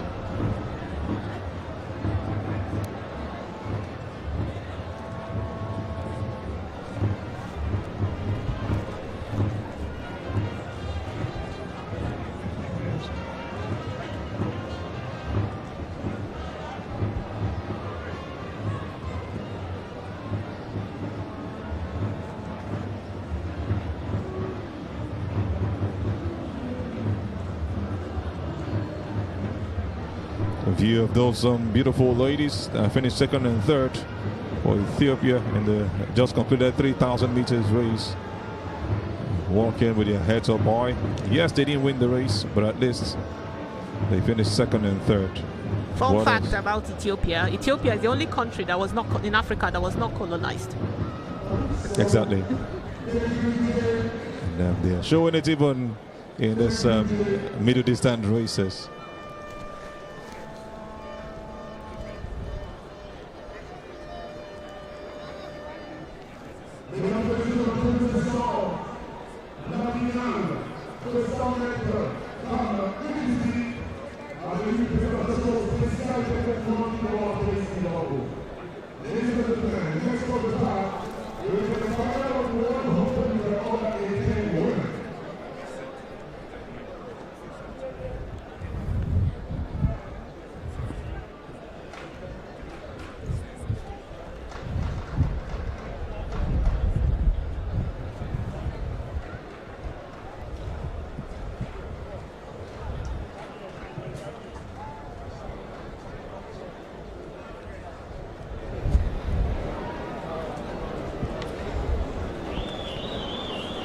Beautiful view. The fans are not left out. They are also enjoying every bit of this. And I'm sure they are anticipating what is coming up next for them at this point in time.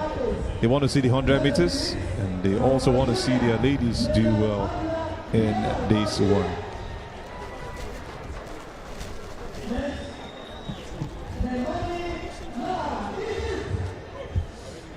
"100 meters on the 18 girls final. We're getting ready for this. Like I mentioned earlier, we've gotten a couple of them ready for this event.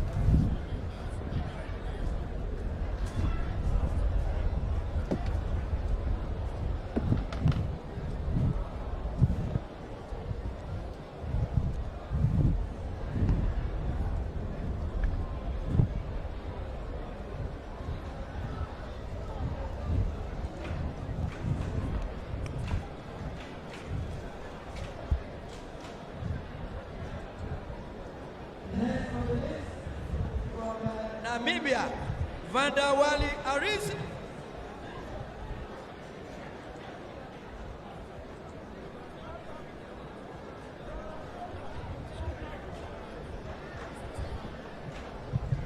If you just join us, you're still right here at Belkuta, where we're having the CAA Under-18, Under-20 African Athletics Championship, the third of its kind, where we're having a combined event.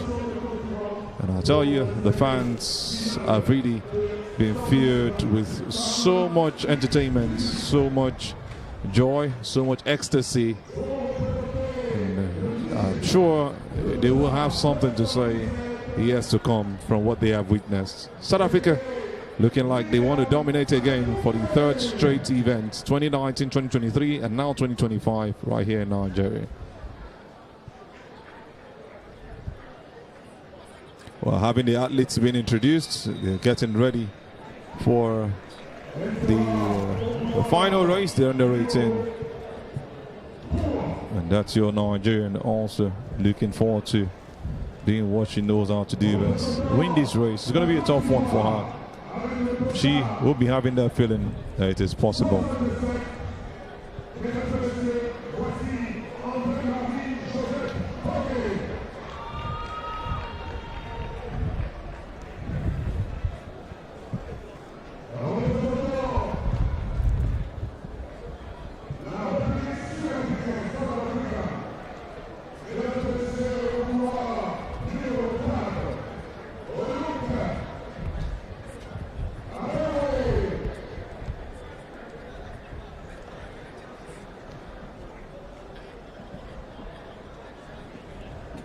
Clearly, the South African, who you know as your Nigerian, coming out confidently to do this one for her country. Posting so much and getting ready for this one. What an event it is going to be in the end. In case you missed out of the names of the athletes we mentioned earlier, we're getting them gradually. They're just standing hands at akimbo, and you can see the scream when you know the Nigerian is coming out. They are the hosts, so you expect them to get more of those supports.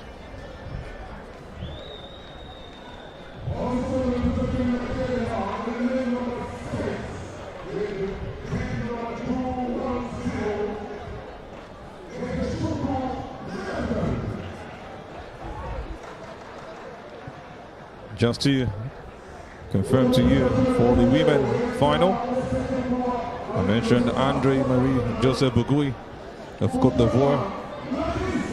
Also got the core Janet Kwateng of Ghana on lane 2. On lane 3, we've got Jagade Miriam Adifunke of Nigeria. Oluchi Abelwe on the Wizard of South Africa on lane 4. One core Rosemary Chigozie, Nigeria on lane 5. Lane 6 has got another Nigerian, this is Chuku Miracle. And we've also got Bukama Gladys of Congo on lane 7.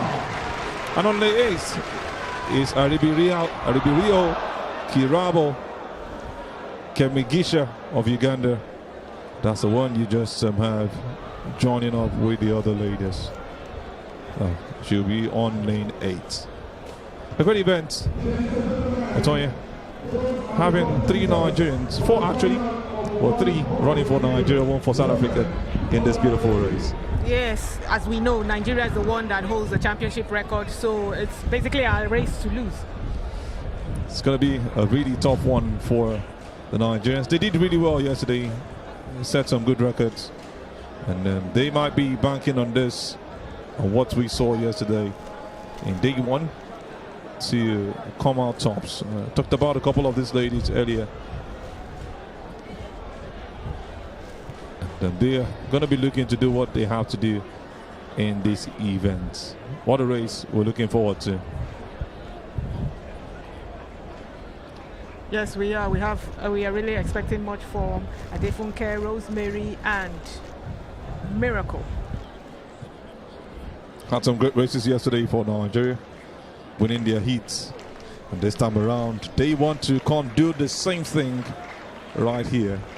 They can make it a clean sweep for us, so we will have Nigerians, all 3 of them on the podium. On the podium. What a race is going to be. It's going to be really difficult. We've seen some of these performances from these girls yesterday. And remember, the last event for the under-18s, it was won by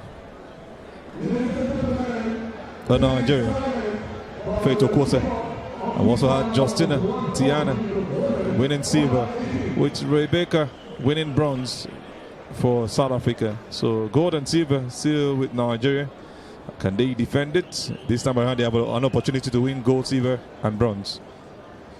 And also in 2019 they had some great races, and that's the mindset they must have come here with for sure. Wanted to do what they did the last time.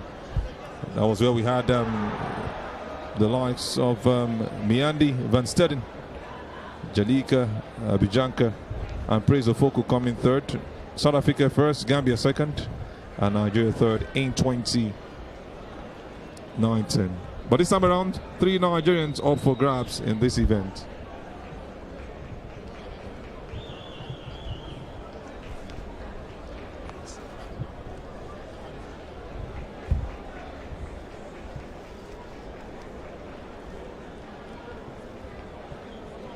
Just waiting for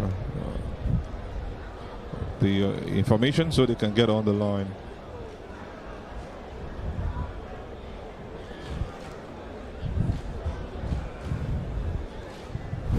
Just looking forward to the technique, the best of it coming from these ladies. What must they have been told by their coaches? And Otoye, with your experience, yes, you were not too much into sprints, but I think you must have started with this at some point. What are you looking forward to for the athletes that should come out tops in this? Speed is actually the foundation for every track and field event. So you want the athletes, first of all, you need to not beat the gun, because it doesn't matter how fast you are. If you beat the gun, you're going to be disqualified. And you want to be able to take off the block. You don't want to sleep in the block also. In as much as we don't want you to beat the gun, you cannot just sleep in the block, because this is just 100 meters. In a few seconds, it's over. So if you sleep on the block, you could lose out. So we need them to be able to get up at the gun. That's some good information right there, and some good advice.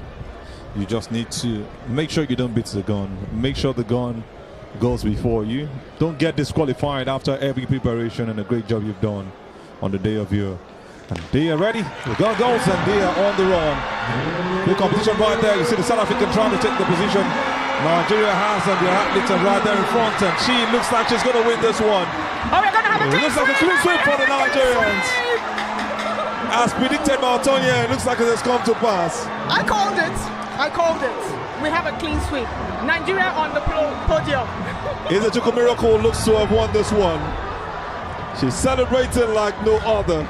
It took a miracle to win this race. Exactly. Beep number 2-110, or 2-110 rather. Isechukwu Miracle running round, running all the way, celebrating like it's all ours. What a victory, what a victory. And look at the fans not keeping quiet at any point. Nigeria 1, 2, and 3.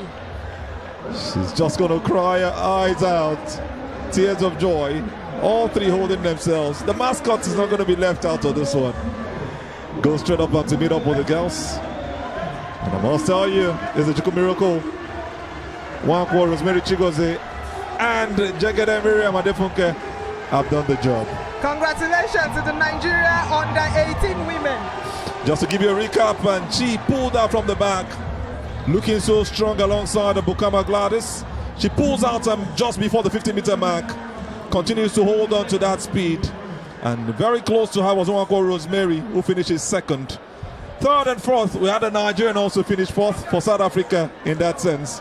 Oluchi Abewa Ndubeze coming really close, slugging it out with Jegede Miriam Adefunke. It was a close call, but clearly she stood her ground and said no way. Yes, like you said, Nigeria was basically 1, 2, 3, and 4. Just to make sure if you are in Nigeria and anywhere else, you are still going to place. Just have to move from there now to what we have for you. Another 100 meters race, the under-18 men final. It's going to be another interesting race to watch out for. The best of guys who had held their ground. And we have it on lane 1, Iyalatzi Tishepo. On lane 2 is Besenga Caleb France. Lane 3 has got the Nigerian Adeniji Adeola Muiden. And lane 4 has also got another Nigerian, Egmont Destiny Chinedu. On lane 5 is Jaden Foray. Tell you, on lane 6 we've got Mokona Mana Vela. And on lane 7 is Buhadila Yasser. And on lane 8, another Nigerian, Igibije James Clifford. 3 Nigerians again for this one. Yes, but we have the championship record being held by a South African, Waina, with a time of 10.47 seconds. We're looking forward Typically, you find more challenges in the men events. Exactly. I'm not saying that the women's own is not easy, but men have been doing this event since time immemorial. So you tend to have even more heats. If you look at the stats, you have more heats, more men doing the sports, more heats. So it's more challenging for the men. So the men have a lot to prove here. A real lot to prove. And we are seeing what they've been able to do. And we're looking at what they can do at this point in time for the 100 meters. They've now moved on to the final. It was the semi-final they came through with them yesterday. They ran earlier today, and time for them to show their best and prove their mettle. That's what everybody's waiting for at this point in time. Can they do it? A big question that remains to be answered. The under-18 men final, in case you're just joining us, is the under-18, under-20 African Athletics Championship. Just to give you the result once again, Isechukwu Miracle finished tops with a time with a number 1 as a position. Nwankwo Rosemary Chigozie finished second. Jegede Miriam Adefunke finished third. Oluchi Abewa Ndubeze finished fourth from South Africa. Just to confirm that Nigerians had a clean sweep from 1, 2, and 3. And we'll be going to where the girls who finished first, second, and third. We'll be speaking to our man Manny just as quickly as possible. Manny, please take the floor.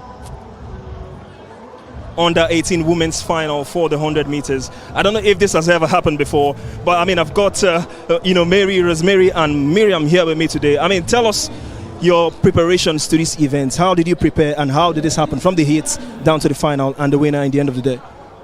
My name is Miracle Ezechukwu. I have been preparing for this competition so far. I have been training for 3 months now, and I thank God for my performance. In the heat, I did 11.79, and I was grateful for that. Then I prepared to do 11.5, but I did not see the time. But thank God for everything. How does it feel like, running together with your compatriots, you know, in this race today and coming out top. Is there a slight competition amongst you all? Yeah, for my teammate, she's my teammate, and 2 of them are my teammates. I was a little bit nervous because 3 of us coming to the final and the South African girl. I was nervous, but when I finished race, I was like, wow, I did it. Rosemary, let me come to you. You came second. I mean, how was the race for you? I was so happy because this is what I wanted. I wanted to finish first, but God has the way He does this thing. So I'm grateful that I finished second with a new PB. Not forgetting Miriam, who's also here with me. You came third. Any slight disappointment from you? Yeah. Because I prepared to run a better time to better my previous PB. So, but I thank God we make the podium.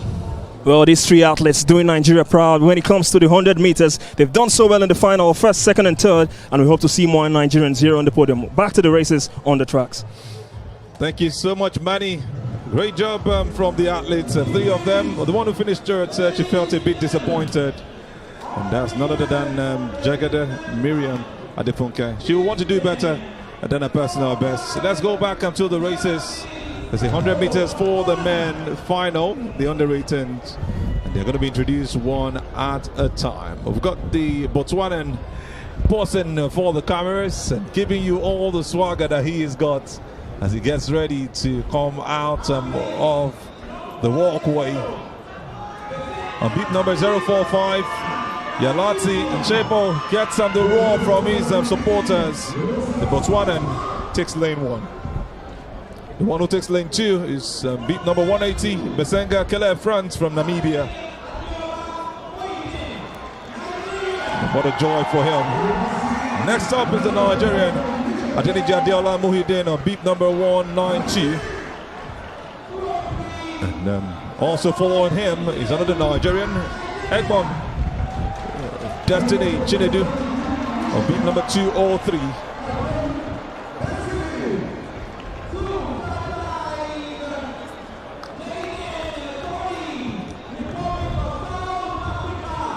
We've got a great competitor who's going to be up next. Jaden Foray from South Africa is the next name you're going to be getting to here in a bit. He's just out right now. Very much ready to compete against the others. And also a South African following up for this one. Mokona Manavela is his name. He is very much ready for this. Jumping with so much confidence. And beat number 015 is Boadila Yasser, the man from Algeria. Takes a walk calmly. Has no time for the paparazzis. He just wants to walk his way through. And when you thought the Nigerians are done, another Nigerian makes it to the final just as we had with the female. BJ James Clifford on beat number 213, taking lane 8. We'll be also looking to do what the female counterparts did. How possible is this, Otonya? Like I said, the men's events usually tend to be a tough one. So it's gonna be a tough one for them to have a clean sweep. But I won't bet money on it. We don't have to bet money on it. We just have to enjoy the race. We want to see the best from these athletes once again. They're just going to wait for the gunshot. And just after that, we see what will happen. How fun it will be that none of these 3 guys from one country, the host nation, not finish on the podium. Would they be forgiven? Well, I think the South Africans are favored to win this one. But like we said, you know, it's not over till you cross the finish line. It's never over. We got that man, Jaden Fofore, has a personal best of 10.73, which he ran this year in February. One of the guys being looked at, but we've seen guys with better numbers. Most likely, they will be the ones to give him some run for his money in this race. The Nigerian guys, this young man looking very poised for it. And beat number 192 has to be that man who you cannot take your eyes away from. Adeniji Adeola Muhyiddin. He had a great race yesterday, and he will be looking to do the same today. But surely It's now where you separate the boys from the men. This is that kind of a race where you know who is best. It's the final, and all you've done behind has brought you here. Well, you now have to do one better to be able to get to that height that we knew you for before now. What a race we're looking forward to. Yes, and usually the host country tends to have an advantage. If you have an athlete there, it's like a kind of like a boost to the athletes when you're the host country. So if our under 18 men can actually use that to their advantage, then who knows? A clean sweep or even 2 is still possible. Where do you see? It's just 100 meters, 10 seconds. Around 10 seconds, maybe we'll be seeing a top turn again. Oh yes. Very difficult, but possible. And once you do a sub 10, you're seen as one of the elites when it comes to a 100 meters race, and that's what the men are looking forward to achieving. Most of them have this on their mind. Some just want to win the race. Some just want to finish on the podium, while some just feel like, I'm in the final already. I've participated enough. It's about mindset and how much you've put into this race. So we're calm. You just have to sit back, relax, which even if I know it's going to be difficult, and witness this race. They'll be moving to their tracks on the beat and get the gunshot before the takeoff. Hopefully they don't have any case with false starts, just as we saw with the females. Easy run, one time take, and everybody ran till the end. I think we're seeing a bit of leniency in these races this time around. Green cards instead of red for almost every athlete since day one. I think that was because it was a technical fault. They were probably equipment failure, so you give a green card and won the whole athlete. How about the fact that they are just younger athletes? Thinking they also put that into consideration. The rule is the rule. Okay. Toya must be a very strict teacher. No, the rule is the rule. That's how it is. If not, everything you will have chaos. Exactly. You just have to stand by the rules so you don't have double standards. Because we have athletes that are this young that probably have a stronger mindset than even the senior athletes. Exactly. So, and like you said, this is a mind thing. It's a mind thing. You see, when you have delays like this, it kind of works on your psyche. So the athlete that mentally can, withstand all that and still run, don't beat the gun.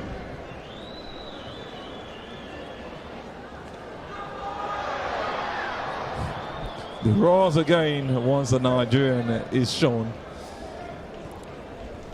on the cameras, on the big screen. The fans cannot hold back. It's really an interesting race, I must tell you. Another rule that it goes into the 100 meters is that people have to be quiet, especially around that start, because we do not want any sudden noise that can trigger the athletes to run, because they can protest that and say, it wasn't my fault. And they got a shot. They are up at this point. It's a competition. The South Africans look to be taking the lead. Botswana is also very much right there. It's a competition, and it looks like we have a South African winning this one. The Botswanan also not staying behind. He's done it for his country. And that man on beat number 266 has won it for his nation. Mokona Manavela is the man who has won the gold. Lutson is zooming from the stats. And closely followed by the man who finished second from Botswana, Yalate and Chapo. What a race. Just a recap of what we saw earlier. Close competition from start, but he separated himself clearly. And you can see how he went on with that. 2 South Africans actually finishing first and second. And you think you have a Nigerian come third in this race. The man on lane 8, you will be there, James Clifford, just waiting for confirmation. And he's confirmed it. He's celebrating at least the bronze medal. 2 South Africans finishing first and second, showing you what they know how to do. I mentioned his name earlier, Jaden Foro, he finishes second. Mokona Manavela finishes first. And he will be there, James Clifford finishes third for Nigeria. We called so much joy for him. We called it. It was almost obvious that it was going to be hard for them to finish first, second, and third. Because you could see what the South Africans had done during the heats. the heats will kind of let you know who is more likely to win the finals. And now we've seen the South Africans take first and second, and Nigeria, as always, still on the podium in third place. What a race we've just seen. A beautiful race from start to finish for the Under 18 men's heat. The 100 meters. We saw the heats yesterday, and this is the final you've just witnessed. That man who just won, Bukana Manavela, ran a time of 11.38 intentionally, but this time around he paced up, and like I said, he was unassuming. He ran on the same heat with Ibije Clifford, and that's a man who also ran 11.44. Both of them held it strong this time around. And just to show you, that's beautiful to show you what we have. Now we go into the 100 meters under 20 women. We've got Botswana very much represented on lane 1 again. Musiwa Same Amanto. Cote d'Ivoire on lane 2. Dawa Ange Elakla. And just some the other athletes also to follow, as we are enjoying the best of races from this. It's just an interesting race, and more surely to come your way. On the 20 women's 100 meters final is what you are up for next at this point. It's a beautiful race, and it's really going to be interesting to see. Will we see a Nigerian win again for the women?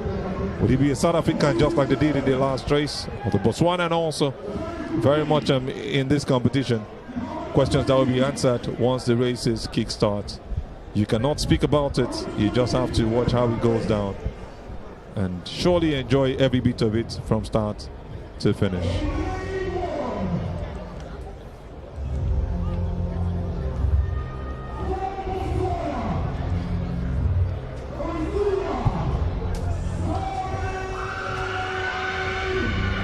The fans are celebrating their own athlete is being introduced. It's a thing of joy for them at this point in time. Like I mentioned earlier, Mutsiwa Same Amatle of Botswana on lane 1, Dawa Ange Ella Kla of Cote d'Ivoire on lane 2. Also on lane 3 we've got Lou Yonan Chantal J on lane 3. Just to confirm, beat number 744, Mutsiwa Same Amanto from Botswana coming out first, going to take a position on lane 1.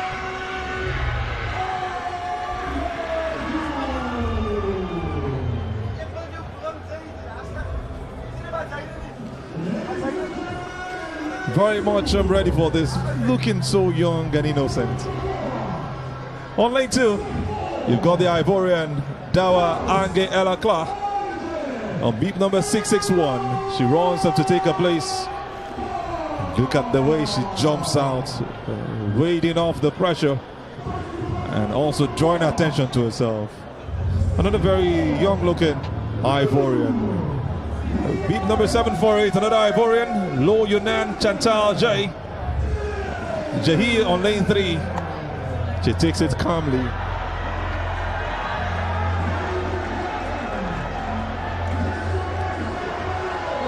See the fans also screaming. Surely the fans love the ladies. We're on home turf. We're on home turf, so you're going to see the gingering of the crowd. And exactly, lane 4, it's got the Nigerian.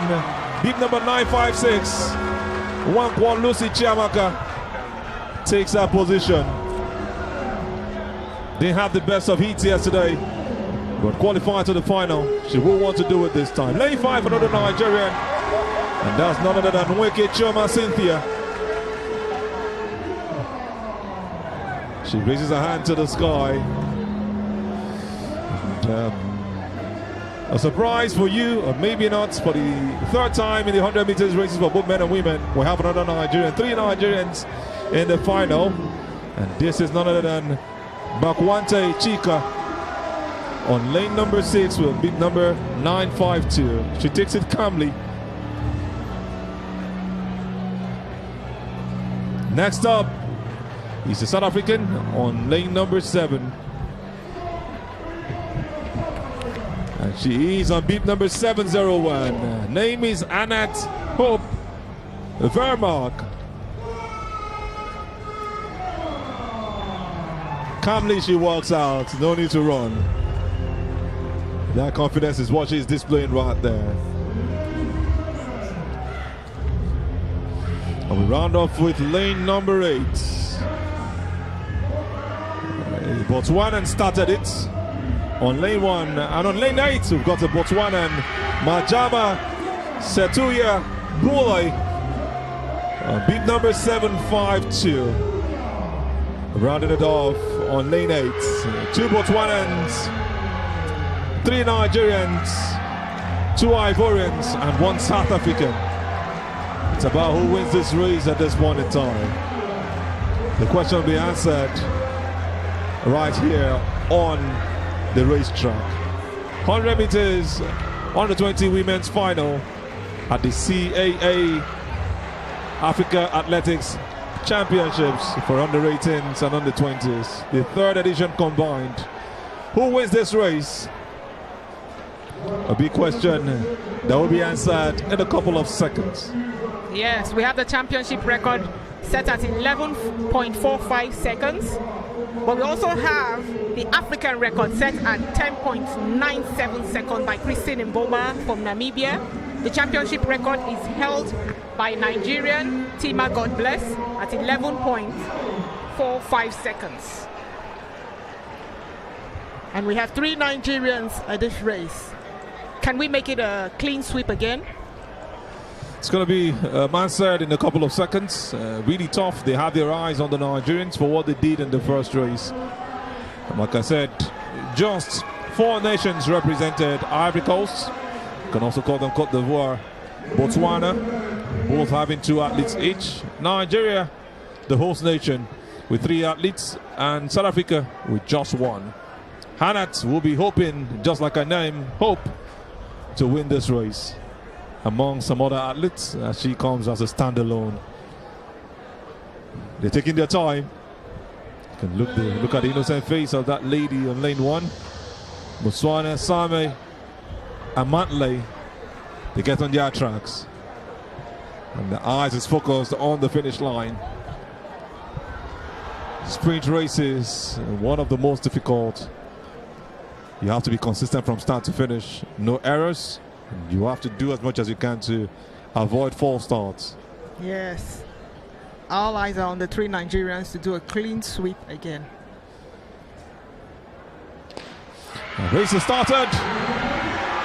It's like a slow pace. You can see the South Africans looking like they are taking the lead. You can see on lane 3, Yonan Chata Jehi. And the Nigerian has won the race. Congratulations, Nigeria. It was almost a clean sweep. The Nigerian has won the race. Wicked Choma Cynthia takes advantage of her height and her pace, putting them together. She waves to the crowd. She celebrates with her beautiful smile. Wicked Choma Cynthia has just done it for Nigeria. Another gold for the women. She runs round with the flag. And just a recap of what we saw earlier. She didn't look like she was the paciest, but she leaves the others and just a bit later, coming out to tops just as the race went on. Just at the 50-meter mark, she separates herself, and it's clear Nigeria finishes first and second, with the South African finishing third. From lane 3, you've got Lu Yunan Chantal Jahi. She was leading the race at some point in time, an Ivorian rather, finishing third. That's how you can see Nigeria won. She had good technique, like you said. She took advantage of her height, but she had very good technique, very good high knee, and she maintained her speed to the finish line. That lady, don't forget her name for the great job she's done for herself, for her nation. Wenke Chema Cynthia beat number 951, and the 3 Nigerians celebrate whether the other is going to be on the podium or not. She celebrates alongside the others, and that's the spirit of sportsmanship that you expect from all 3 of them. Beautiful race from the 3 Nigerians, but 2 actually finished tops, with an Ivorian coming as number 3. Celebrating the best of ways. That's the lady who finished second. Beat number 952. Bakwate Chika doing so well for herself. Pacing out and keeping that pace. Just escaping that one with an inch to just finish second. But it's still a great job from Nigerians. We have Nigerians in first and second and in the fourth. We were almost there, but it's still a very good result. Congratulations to the Nigerian under-20 women. Almost replicating the under-18 performance where they had first, second and third positions. We'll be having them on the podium pretty soon, if not tonight, tomorrow. And it's going to be really, really interesting to see how it pans out at the end of the day for Nigeria. The future is bright for Nigerian athletes, and they've just done what they know how to do best, winning races. And when it comes to the Nigerians and 100 meters, the expectation is very high because that is like our own long distance. We're like the Kenyans in the 100 meters. So the expectation there was high and they did not disappoint. They did not disappoint. We have to switch quickly to pitch side.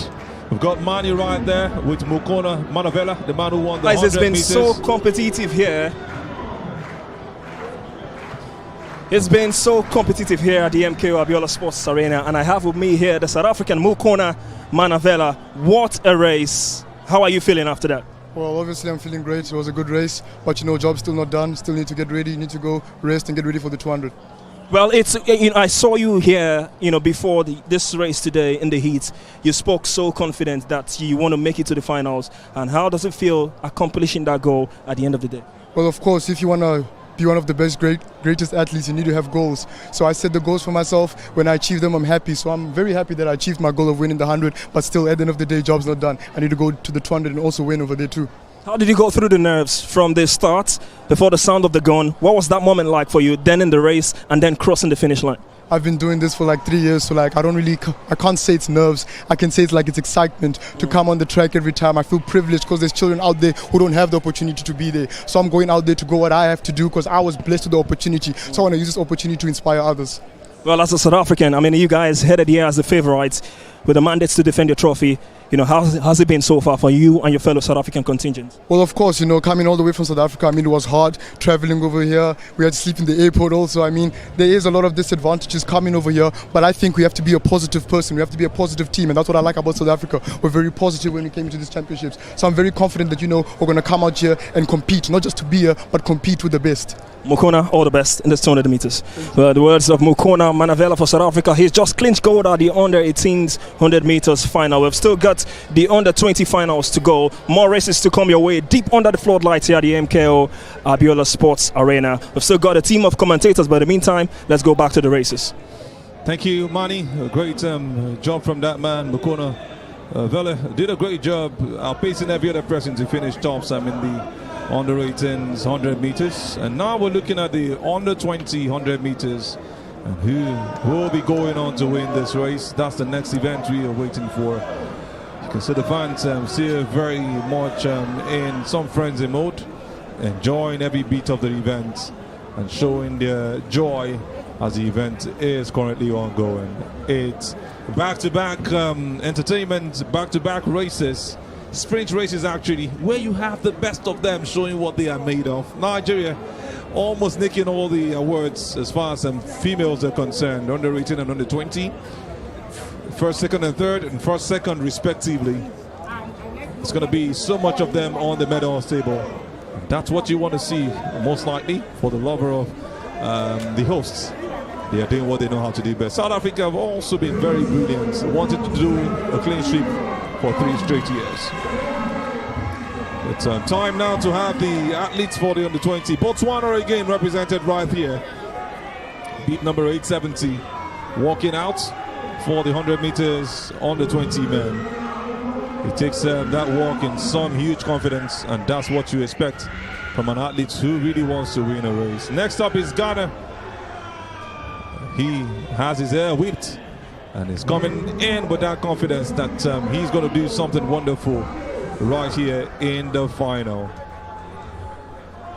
What a race we're looking forward to at this point in time for the men. Next up is that man from South Africa. He also takes a move. Mozambique actually picked up Mozambique. He is also very much ready for this event. Beat number 976. We have Zimbabwe next on beat number 649.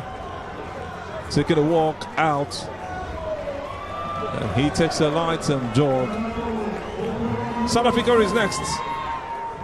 Running all the way, wanting to do what his compatriots have done on beat number 726. That's a man who also wants to win this race.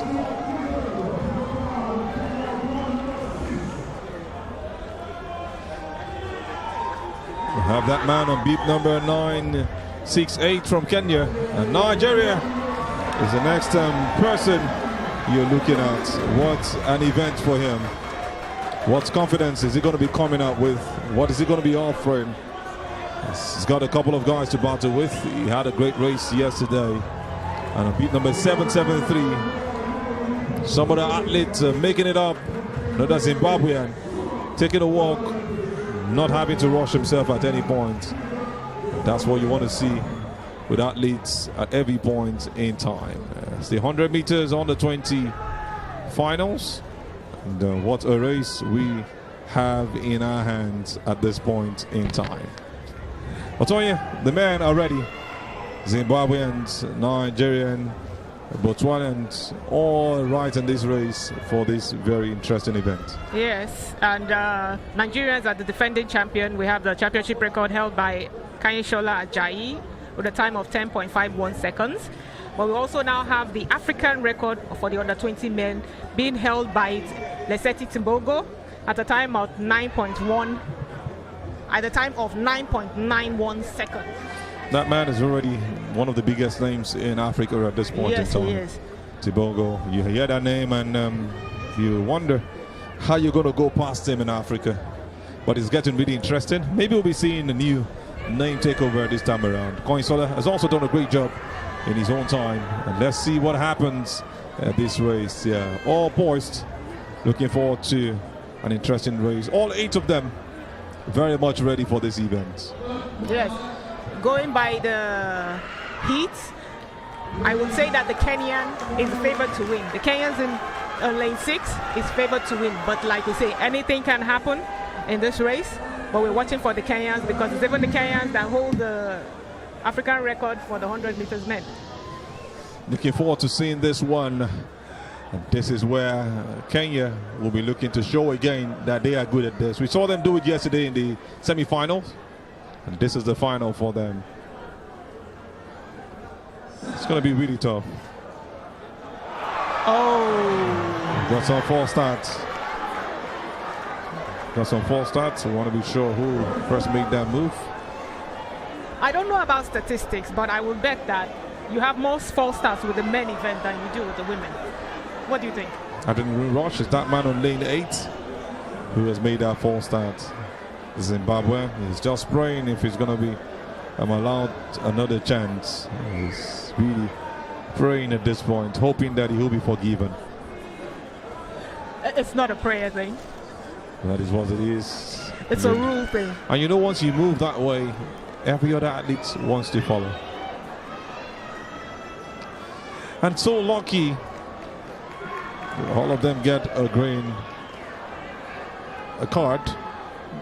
The Zimbabwean takes that deep breath, showing that sigh of relief, giving another chance to life as far as the 100 meters final is concerned for the under 20s. Yes.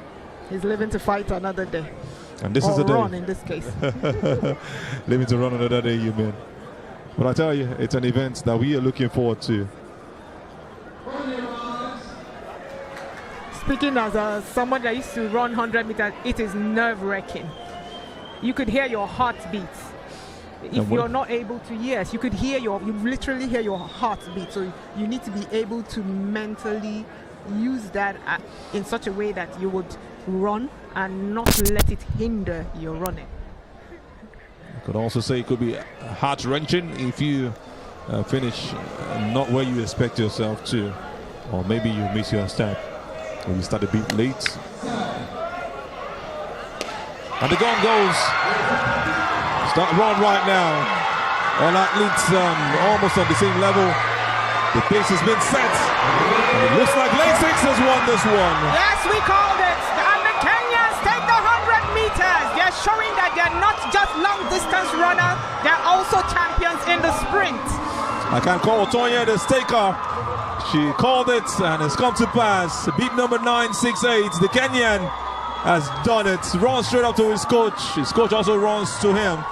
And you can see the celebration from the crowd. Really wild at this point. The Kenyan does it for his nation. What a race for him. What a beautiful finish. He picks up a bit slowly, but kept his pace with the South African. And gradually, he outpaces every other person, keeping that consistency. His switch was so perfect, and we have South Africa finishing second. Looks like Nigeria will be having a call for that third position. So difficult to call, but yes, I think he puts his head forward. We would have to check the photo finish. It's been celebrated, but we'll just wait for the result to be called. It's a tough one, but there's a possibility that he finished third. Omenyala has a backup. Exactly. He has a backup, that's the word. What a race we just saw right now for the under-20s. Or better put, he has a challenger in the making. Can we now see that the Kenyans are moving away from long-distance races, leaving it to the Ugandans and focusing on sprint races? They're infiltrating the jumps, the sprints. This is really a beautiful race, I must tell you. One that will live in your memory for the rest of the years to come. Some brilliant run from start to finish. I must tell you, I love what I've just seen. And I know the fans back home also have enjoyed every bit of it. Kenya will not let you rest. They are celebrating every bit of it. And that's just the way to go.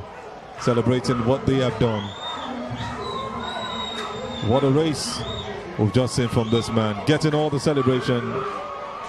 The Botswanans are also still smiling at the cameras. Happy that they're on the big screen. And you can hear those loud roars and screams from their end. What a joy it is, I tell you. What a huge, huge joy.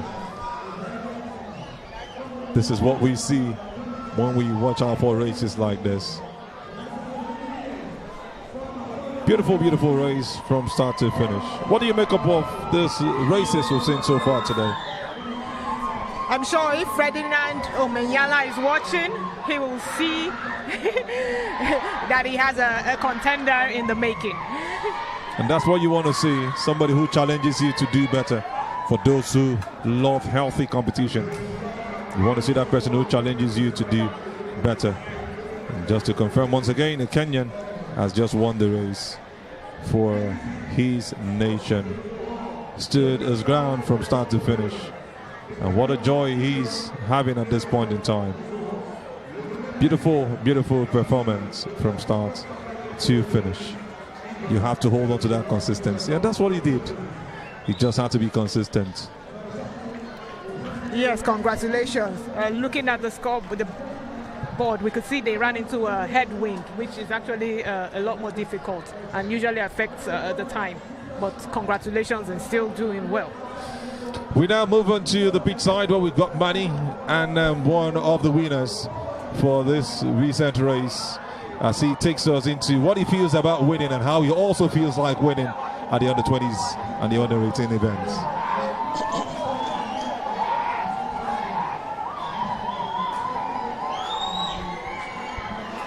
Still here at the MKO Abiola Sports Arena. Well, these races are getting intense late into the evening, and with me here I've got Clinton Onwatinia, for Kenya. I mean, 2 personal bests here in Nigeria. How does this make you feel? It's very nice, and I thank the Lord for that. Well, you're the coach, Coach Dominic. So how were you able to pull this off? I mean, Kenya's known for long distance races, but you guys are here doing it 100 meters. Yeah, thank you. It has taken a lot of time. It's a matter of training, preparation well. We realized that Kenya has also potential in sprints. Of course, great. 2 personal best, you say, in the same championship.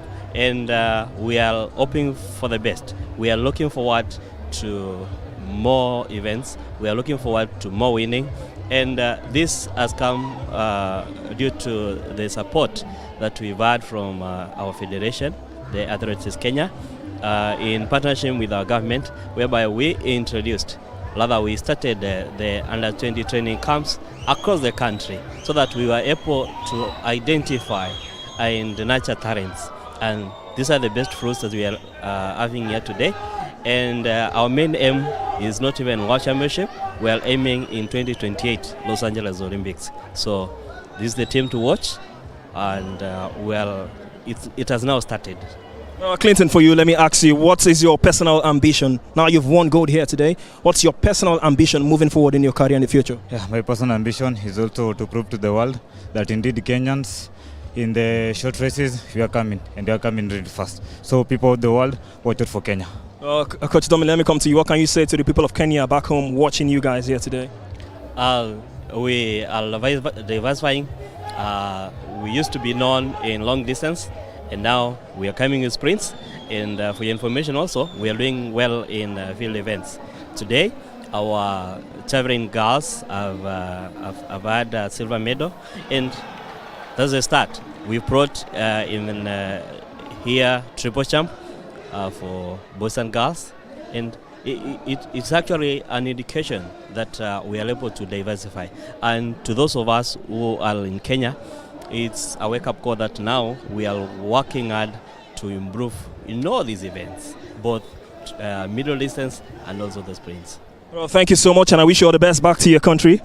Well, Clinton Owatinya has really done so well, and now we've got more races. We've got the steeplechase. This is one that they will be looking forward to come in the end of the day, and this race has been really, really wonderful here. It's been so competitive. It's been so intense late into the evening. It is still the third CAA African Athletics Championship. We've got the last race to come for you today, and we hope these athletes will continue to get you all to the finish line.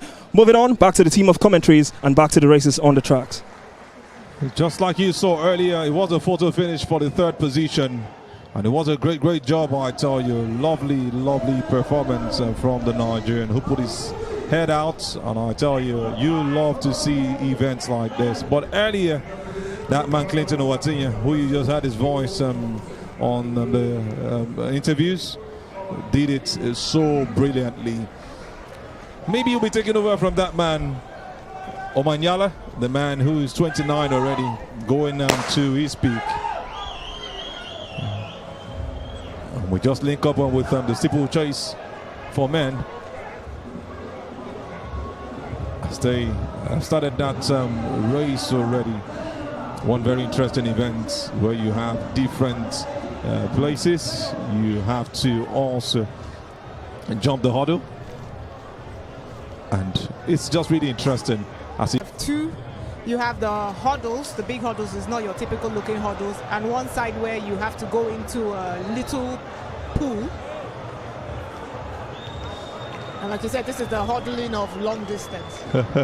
So the technique is involved. If you watch them go over the hurdles, you will see they don't do it in the typical hurdles way. Yes, you have to do it in such a way that you can conserve your energy. It's about conserving energy right now. You see the Kenyans looking to do this one again. We have other nations also making up the numbers. Ethiopia is also part of this race.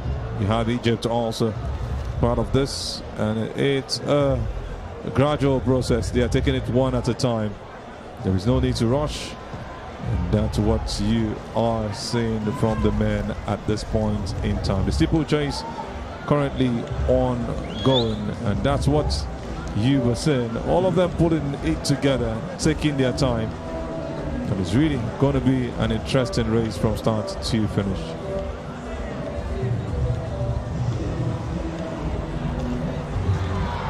Just to remind you, it's day 2 of the CAA Under 18 Under 20 2025 African Athletics Championship, currently ongoing in Abeokuta, Ogun State, Nigeria.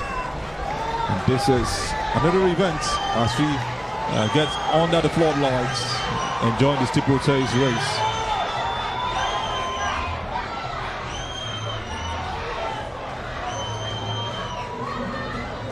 The men are really slugging it out. It's a close competition, but you see others separating themselves gradually. And you see how careful they are, not having to run unnecessarily too fast from the start. Some techniques.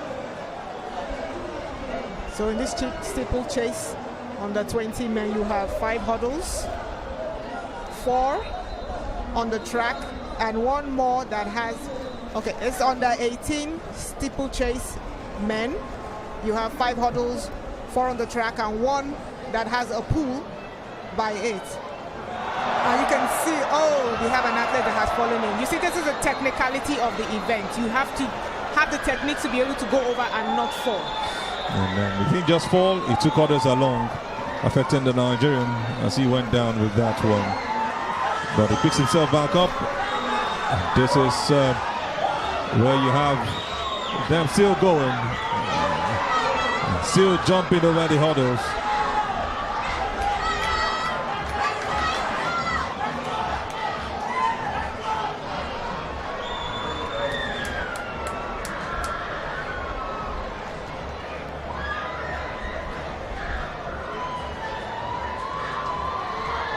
They're taking it gradually, and you can see the pace. The leader is your technique is jumping into that pole. The Moroccan did the technique perfectly, but then again, there are different techniques, and you have to adapt to the one that suits you. You don't land with your 2 feet sometimes because it might cost you, and you understand that you're jumping lower as they go into the last lap. The Kenyan still leading. Can he hold on that same pace? Will he be caught up with? He has another Kenyan chasing after him. It's just like what you speak about salvation is personal. You have to win for yourself before you talk about winning for your country. But the pace is so much. Doesn't look like anybody can catch up with this man. So we have the Kenyans at 1, 2, and the Moroccan at 3rd. And they're on their final lap. What a race we are having at this point in time. The steeplechase is getting really, really hot, I must tell you. And that's what you expect from events like this. You cannot take your eyes off it at any point in time because you might miss out on something. This is the pace setter celebrating already. Which would have almost cost him. It's better to focus until after you reach the finish line. But he's well in front and he has no problem winning. And he does it in 5 minutes, 32 seconds. Having his Kenyan brother also follow in 5 minutes, 39 seconds. What a close finish between both of them. And the Moroccan also comes 3rd. What a beautiful race we've just seen.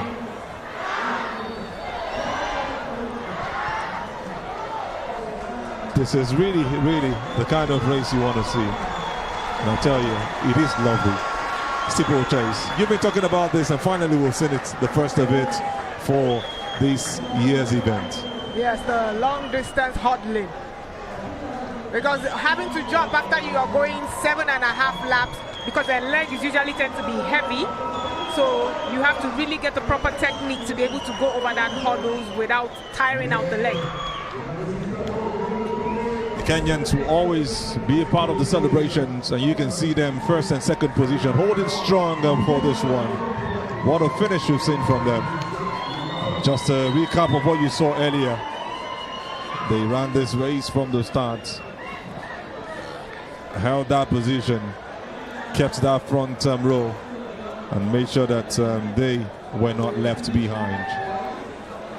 It was a gradual process. You don't have to rush when you're running the first part of the race. And that's what the winners did. And you can see what he did towards the end. Stood even on the hurdle. He was playing with his eyes there.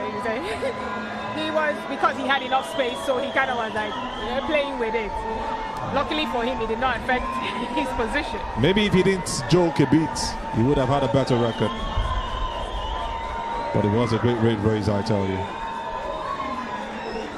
Kenya also winning medals, the long distance races. And he even dipped, which you don't usually do in long distance racing. That was Was how he trying much to he was use his enjoying head to finish? He enjoyed every bit of it. And that's what you enjoy. We love this kind of race, and we want to say congratulations to the Kenyans doing it again, finishing first and second in the first steeplechase of the race. We'll now go straight up to pitch side, and where we've got Manny and a great guest to speak with us in a bit.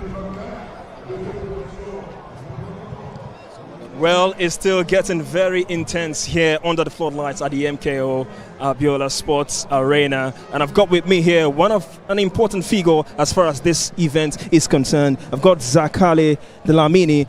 He's the president of Athletics Swaziland and also the president for CAA Southern African countries. Good to have you here, sir. How does it feel seeing this being put together here in Nigeria? It's a very good atmosphere. And we are happy to see our young athletes coming here to showcase their talent. And we are happy and thanks to Nigeria for hosting this event.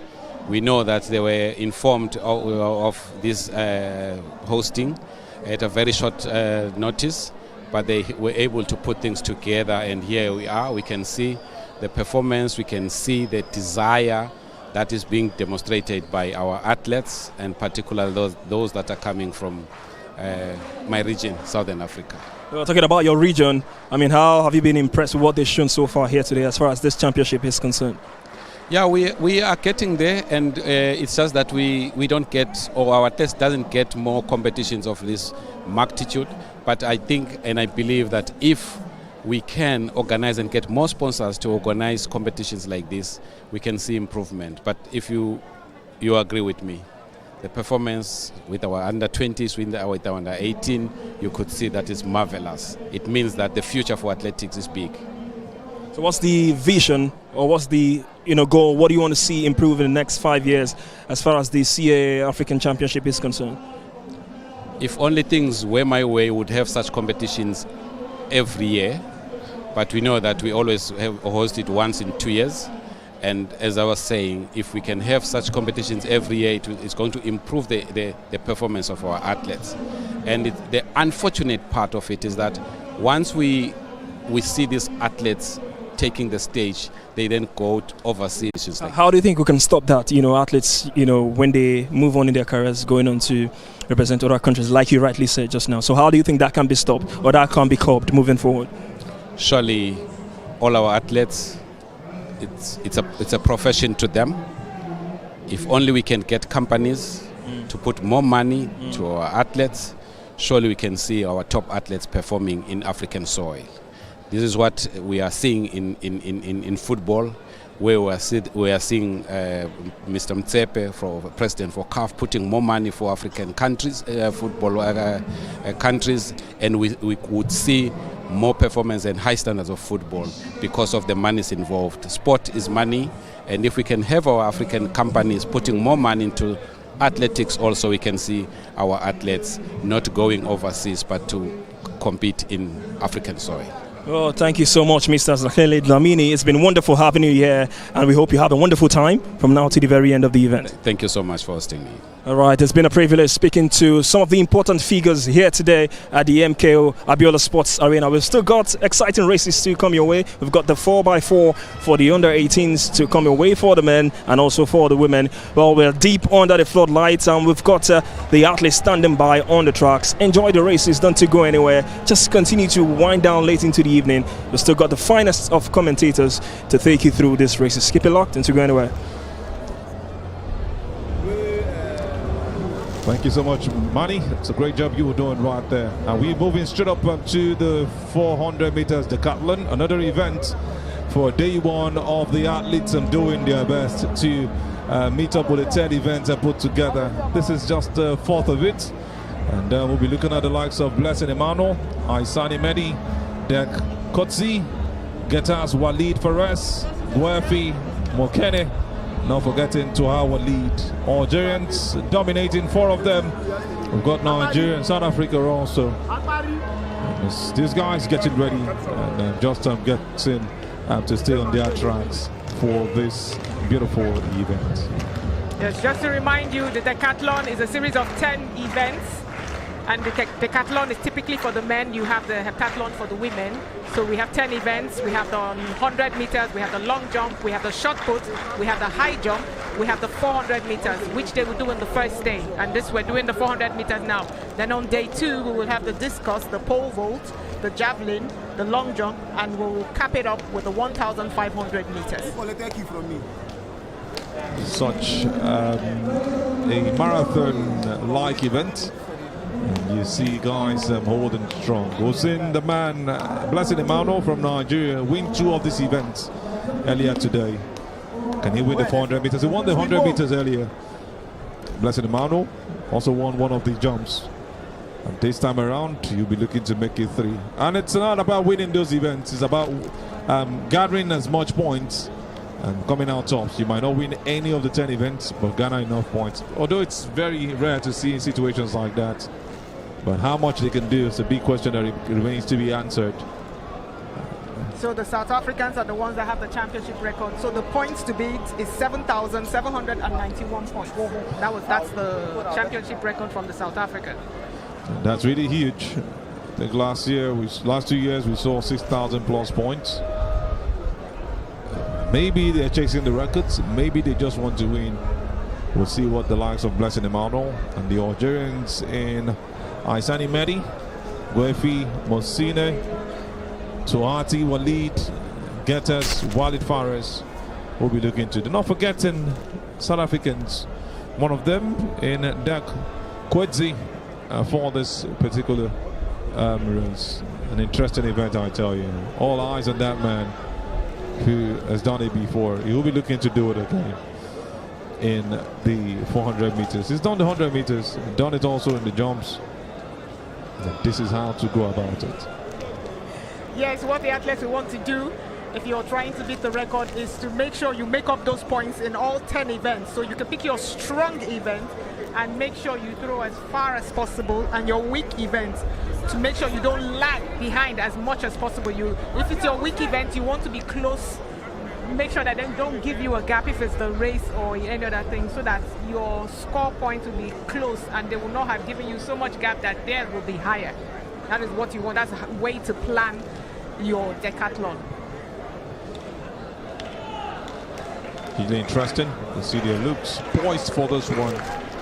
That's the man again on beat number 616. The Nigerian Blessed Emmanuel. Just relaxed. Currently leading on the points with what he's been able to do in the last 3 events. This time around, he will also want to make it happen. What kind of sprints we will be having in the next couple of minutes. 400 meters, where you have to keep that pace from start to finish. Yes, this is one event where you have to manage your energy level, because you typically don't have the athletes like every other athlete that finish an event and can go and rest. For a decathlete, once you finish an event, you have a room where they keep you, where you rest, and you come back for your next event, which will just be maybe an hour or 2 after.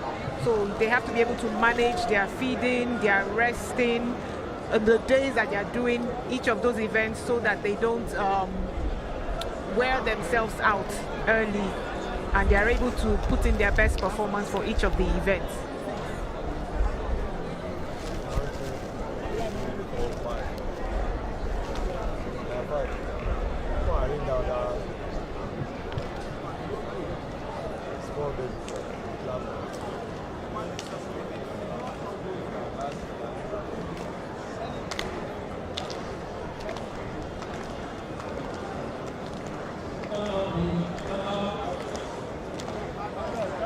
So we have the decathletes on their lanes preparing to take their final event for day 1, which is the 400 meters.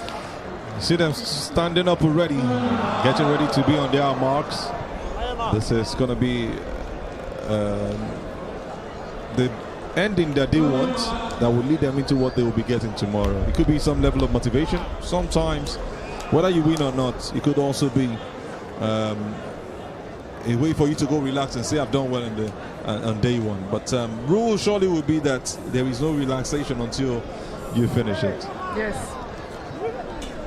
And like we see, we've seen the Algerian,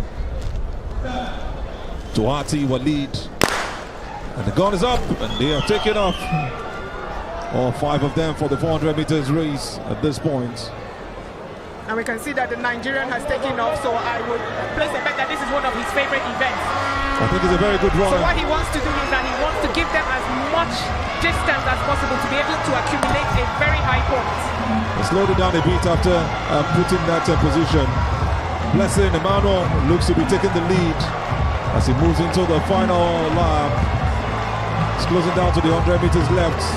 This is that mark right now. This is where the pace starts. It looks like he's increasing. Blessing Emmanuel seems to be very fit. The pace is really high. He won the 100 meters. Can he win the 400 meters? He is actually doing it, and he does it with some precision and some level of space, finishing just above others in this very interesting race for the Decathlon. And another thing to note about the Decathlon, in the normal 400, when they pass the 200, you know that they all come into the same track. But for the Decathlon, they stay on their lane. That's the difference between the 400, normal 400, and the race. They have to stay on their lanes for the whole 400 meters. Look at how he does it. Paced from the start. Looks forward to putting every other person behind. Knows he's starting from a lane 2 where it's very dangerous. If you're not careful, you look like you are behind. And he did what he had to do. Slow down in the middle and finished off with the best of paces. Lovely race he had. Blessing Emmanuel. Such a blessing when it comes to racing. Hopefully he'll be doing the same thing in day 2. And you see Algerian and the third coming up as an Ethiopian at this race. A beautiful, beautiful performance from these guys. Algerians dominating, the South African coming 4th, and the Algerian finishing 5th. We'll confirm the times and get that to you in a bit. A brilliant race, like Motoye mentioned earlier. We've seen the end of the Decathlon event today. We'll continue with the remaining 5 tomorrow. These guys are very much ready. All cameras on that man, Blessing Emmanuel. Such a blessing to the Nigerian fans who are here watching him do what he knows how to do best, taking advantage of the race. And it's just something that you want to see. How will he perform in the other events? Can you give us a rundown of what we have for tomorrow as far as the Decathlon is concerned? Yes, like we said, this is the 400 meters, which is the final Decathlon event for today. Tomorrow, we start off with the discus and the pole vault, then we move to the javelin, then we move to the long jump, then we cap it up with the 1,500 meters. That's where Nemesis might be catching up with that man, Blessing Emmanuel. But if we could do 100 and do 400, and he might be able to do it again. It's getting really interesting. The fans are happy, celebrating, enjoying the vibe, the music, and also the teamwork, just coming up as a team. The steeds they have also brought right here, and you love something about the Nigerians. They're not the carry last. Yes, I was going to say that we are not. We'll get back into some of these conversations, but at this point we want to go to Manny at beachside, having one of the legends as far as sports in Nigeria and athletics in Nigeria is concerned. Manny, take it away from me. All right, guys, we're still here at the MKO Abiola Sports Arena. I've got with me someone who's been there, done that, and now she's retired, and she's with the AFN. She's a national coach, Miss Emilia Edet. Good to have you here for this event today. Thank you very much. Well, as a Nigerian and as a member of the AFN, how impressed have you been with the athletes that have competed here so far today? Well, this competition is basically for grassroots. And from what I have seen, taking into cognizance when these athletes were brought to camp, they have done perfectly well. Well, the build up to this event, I mean, the preparations, and now we are day 2. How impressed have you been with the turnout, with the atmosphere, with the invited countries who have been here from their respective countries to compete here in Nigeria? It's been great. It's been great. I mean, you can look around the stadium. I was a bit skeptical because of the time, in between. But it's been very good outing for the athletes, the officials, and even the spectators. Well, as someone who's been there, who's done it before, do you have any advice for these young athletes who've competed here so far, be it from Nigeria, from other African countries? How can you motivate them in their respective careers in the future? Well, that depends on the governing body of track and field. For Nigeria, for instance, it will be the Sports Commission and the AFN. They should now begin to nurture them. Because the older ones are aging out, and the earlier we start nurturing these ones, the better for the country and even for the athletes themselves. Well, this is a biennial event held every 2 years. Is this something you want to see often? Because I've had someone here who said he wants to see this happen every year. But is this something you want to see often? And what are the changes you would like to see? What improvement would you want to see moving forward? Well, again, whatever you want to go into, finances have a major part of it. So biannually, yeah, but running it every year, I don't know, it's not for me to say. Yeah. It's for those that have the money to say. And this is new to me. It has never been this, combining the under 18 and the under 20. It's okay, it's fine, as long as they can back it up with finances. Now you're here for day 2. I don't know if you were here for day 1, but are you going to be here till the end of the event? I came to officiate. Okay. So the competition is for 5 days. I came in on Tuesday, and from yesterday we started. So I wish you the very best of times. Yes. Thank you very much. Thank you. That was the words of Miss Amelia, who's enjoyed her time here so far. And as a former athlete, I mean, she's one of the key voices when it comes to events like this. And of course, she's retired. And her words will hold strong in the words of these athletes who have competed here really young today. I've still got my team of commentators, Azu and Oton here. Take it away, guys. Thank you, Manny. A great job right there from that woman, Amelia Edet. She ran in 1972, 1973. Had her best time about 12.06 seconds. And I know that Otoye will have even more to say about her. Otoye. Yes, she was also the head coach of the Athletics Federation of Nigeria at one point, and also my starting coach when I started athletics. Wow. Then she handed me over to a triple jump ex-coach. I should excuse you right now to go meet her. I want to be like her when I grow up. Like you said, she did her runs in the 70s, like way before I was over 50. I believe she's in her 80s now, and she still looks like she's in her 50s. So I want to be like her when I grow up. I see her every day in the stadium when I go to the national stadium. She's always there, always bustling, encouraging the athletes. And I use her to point to the other athletes and say, you guys, this is your motivation. Like and that's none other than Amelia Edet, the last voice you heard on the interviews. She was the former Athletics Federation of Nigeria coach, and she's still doing her thing, coming here to officiate even in her maybe late 70s or early 80s. She is one of those great women you look at. You might not see her with so much medals on the international stage, but she's participated in the Commonwealth, and she's here also still doing her thing, coaching others to the greatness, and we're seeing the results from these young athletes. Thank you, ma'am. We appreciate you. And just as you see on your screen, the South Africans who are currently dominating the event today, it doesn't look like what they had earlier in the day. We've seen countries win medals. Uganda, Nigeria also. Kenya looks like they've dominated the day with some medals, both in the long distance and also the middle distance. Not forgetting the sprint races. It's really been interesting all around. Your summation of what we've seen today so far compared to what we had yesterday, Otoye. It's really nice to see Nigeria great when it comes to track and field from different generations. It shows the progression of the sports in Nigeria. It shows the growth of the sports in Nigeria. And it's something that we want the up-and-coming generation, like this under 18 and under 20 athletes, to emulate, and then expand and grow our own track and field portfolio. I tell you, it's really interesting.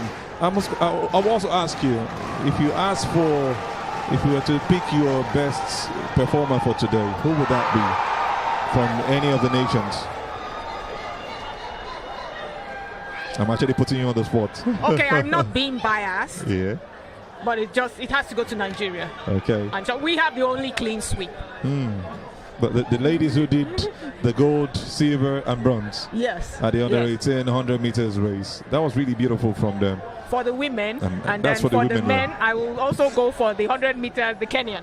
Because it really surprises me, you know, you have the two extreme when it comes to events. I don't think you should be surprised. I don't think you should be surprised. You picked him and he came out tops. It was his performance that made him stand out. So if you're looking for a staker, come see her. She's very much right here. Otoye Iworema. Fans have not been left out. They also got things to beautify the whole event, and they're showing you that they are Senegal with I don't know what I should call this right now. Should this be a balloon? We are really glad to see that the fans are happy, just like yesterday. Nigeria is a beautiful place, very welcoming people, arms wide open to entertain everything you've got. We are enjoying every beat, we are going to be seeing one interesting race at this point in time. For the under-20s, we'll be looking at the 4x400 mixed relays. An interesting race I always want to see. That's a race that has both male and female. One race that was just introduced to the Olympics recently is going to be happening right here also. 4x400 mixed relays for the under-18s. A beautiful race to watch out for any moment from now.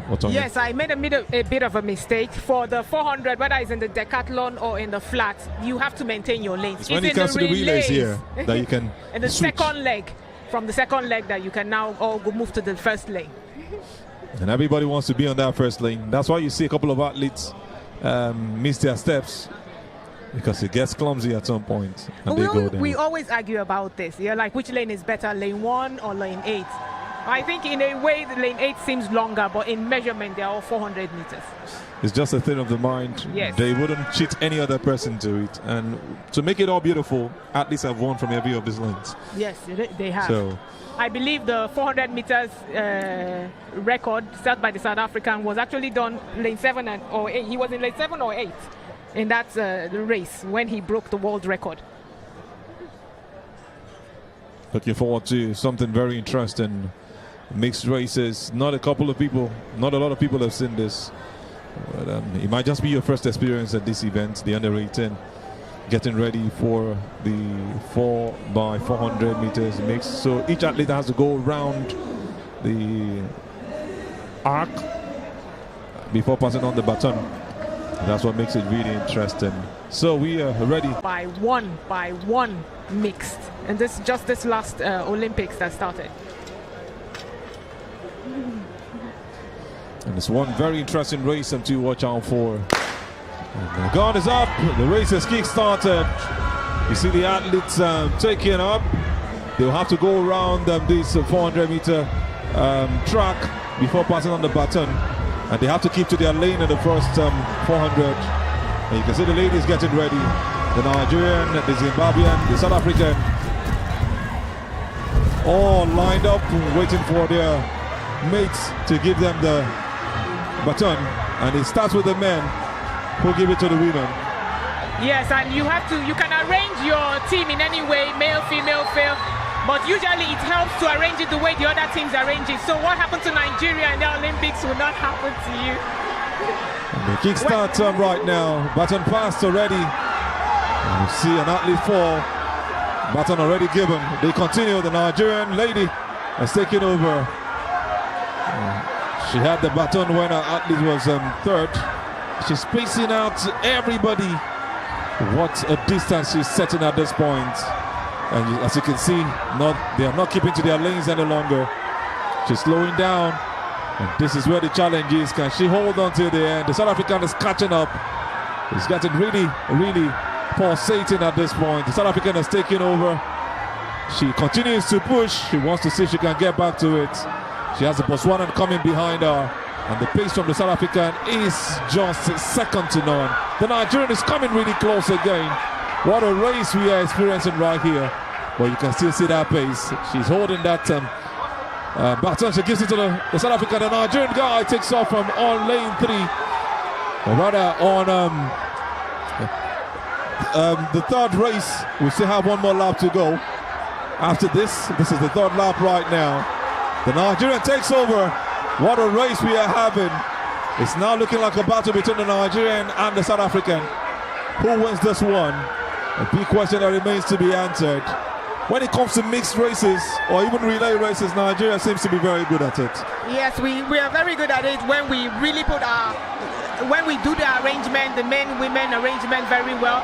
But now you see the South African fighting back to take the first spot, and it depends on how much you still have in your legs. Obviously, the Nigerian is tiring out. Yes. He gives it until the final leg. And who takes it right now? The lady has taken off, second behind the South African. It's a long distance, and they might just be settling for gold or silver.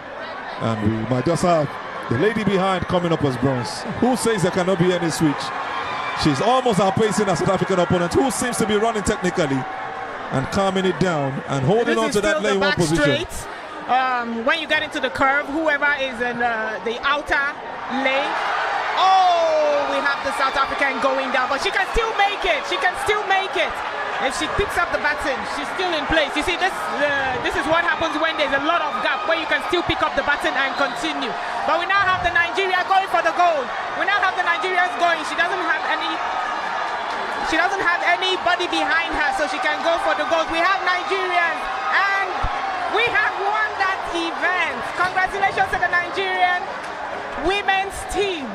What a way to round it off. The South African still comes second.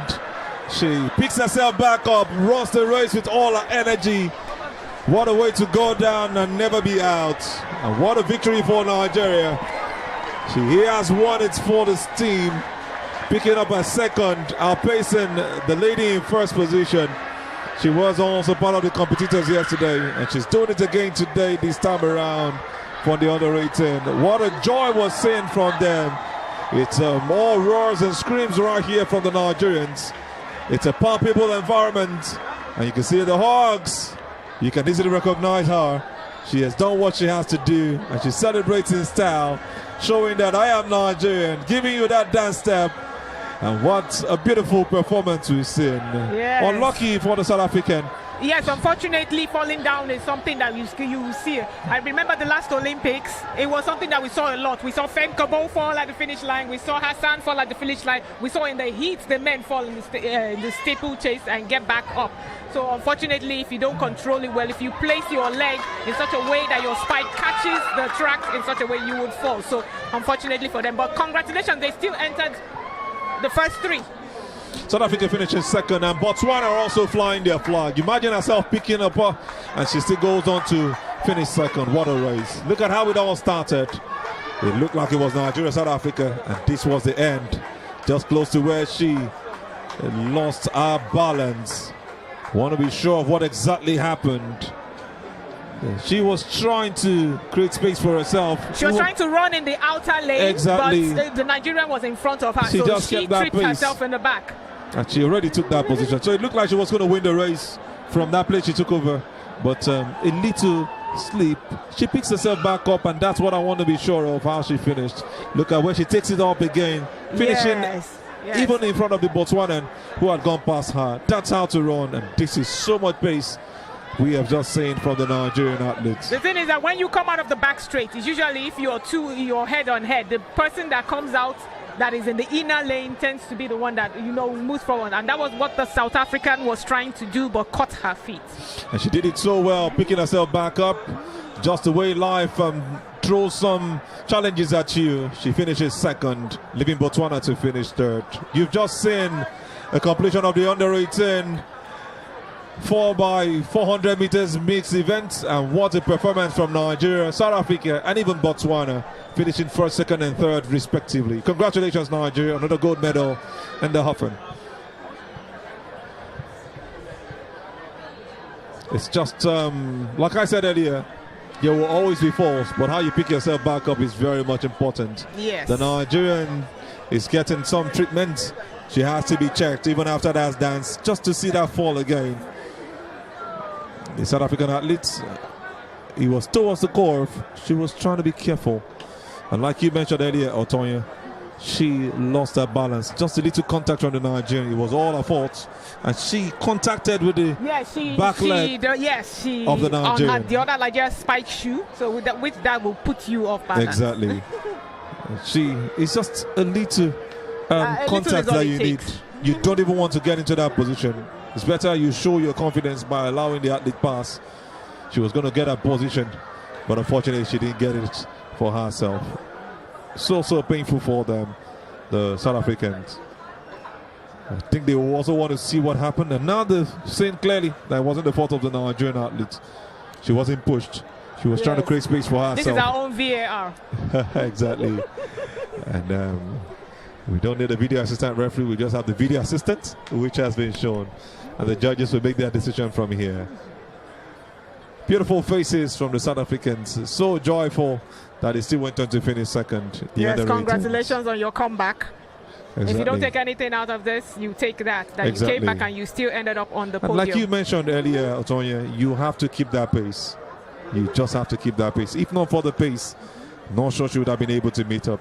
The Botswana caught up, but whichever way, she still showed her steeze, her finesse, and went on to finish the race on second position. Congratulations, South Africa.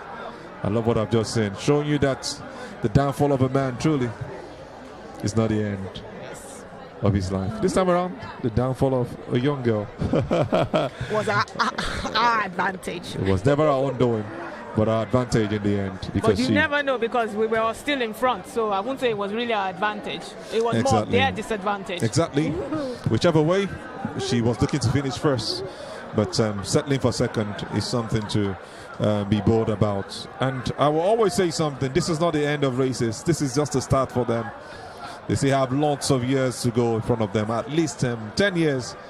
And we're looking forward to seeing these South African ladies and guys looking to do better in years to come. And they'll be competing against each other in the nearest future, as they grow together. Yes, like you said, in the end, we're not looking at, okay, what happened? It's a question of, okay, what medal do you have?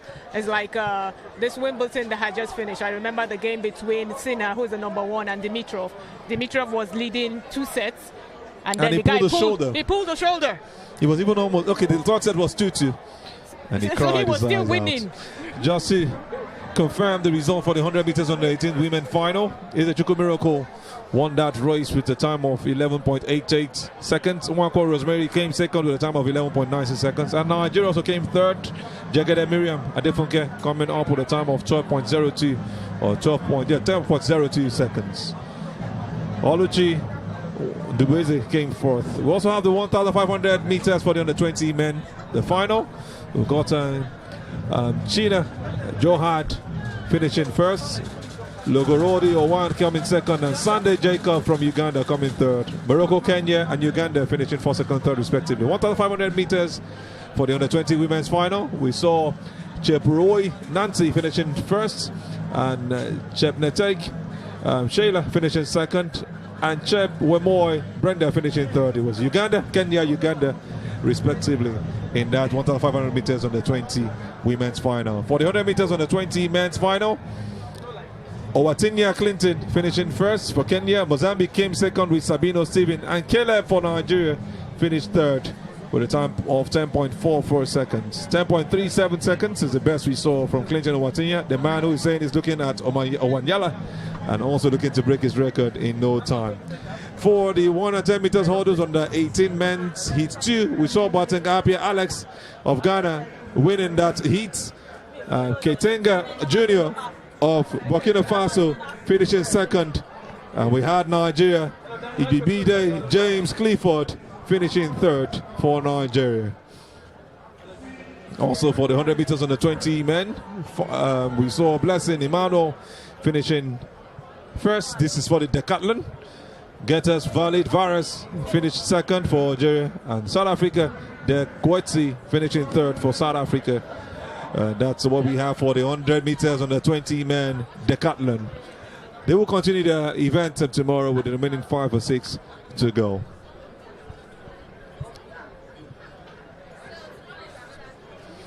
It's time to look at what we have for the medals at this point in time.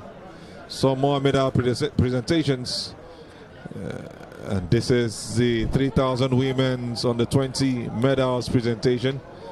3,000 meters on the 20 medals presentation. We've got Basu Asma of Morocco coming up with a bronze medal. That's third position.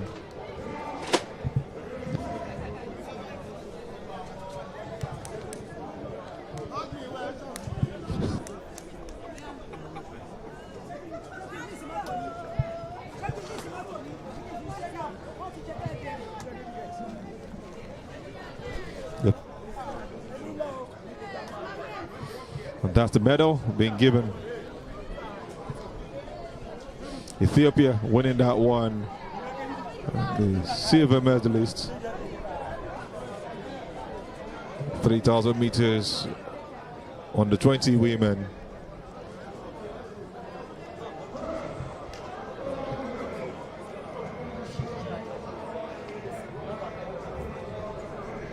And the gold medalist is what you have right now, moving up right there. From Uganda, dominating the event, running a spectacular race. We saw her earlier today, and she was wonderful from start to finish. 3,000 meters on the 20 women. Ahmad Kaba Mabum, the CAA president, who has come on to present these awards. What an honor getting the award from the president of the CAA. He's been there since 2003, holding that position for over 20 years. And we can see the growth in the competition of African athletics. They now turn for the Ugandan anthem.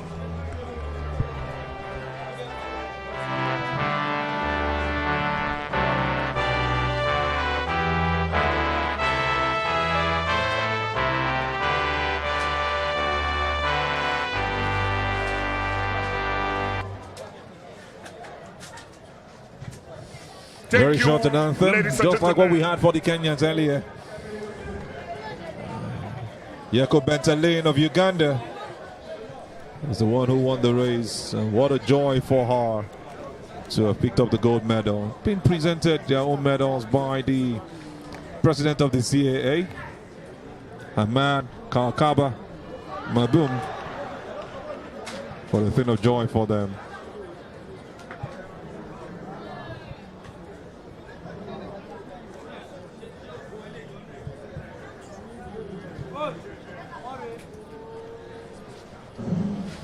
Surely, Otonya, we're seeing a great future for African athletics. Yes, it is. This is a competition, a junior competition that is showcase the talents of our young Africans, preparing them for senior competitions and other championships and meets when it comes to track and field. This is where it all starts from, within Africa, building yourself before taking yourself outside. And we hope that these guys will be here to also show their home nations, even when they get to the biggest of heights. This is some view of the Nigerian supporters who have come to enjoy this event, and you can see them waving their hands as they find out they are on the big screen. Another wave from some of the Africans. See the Egyptians also showing their joy as they celebrate.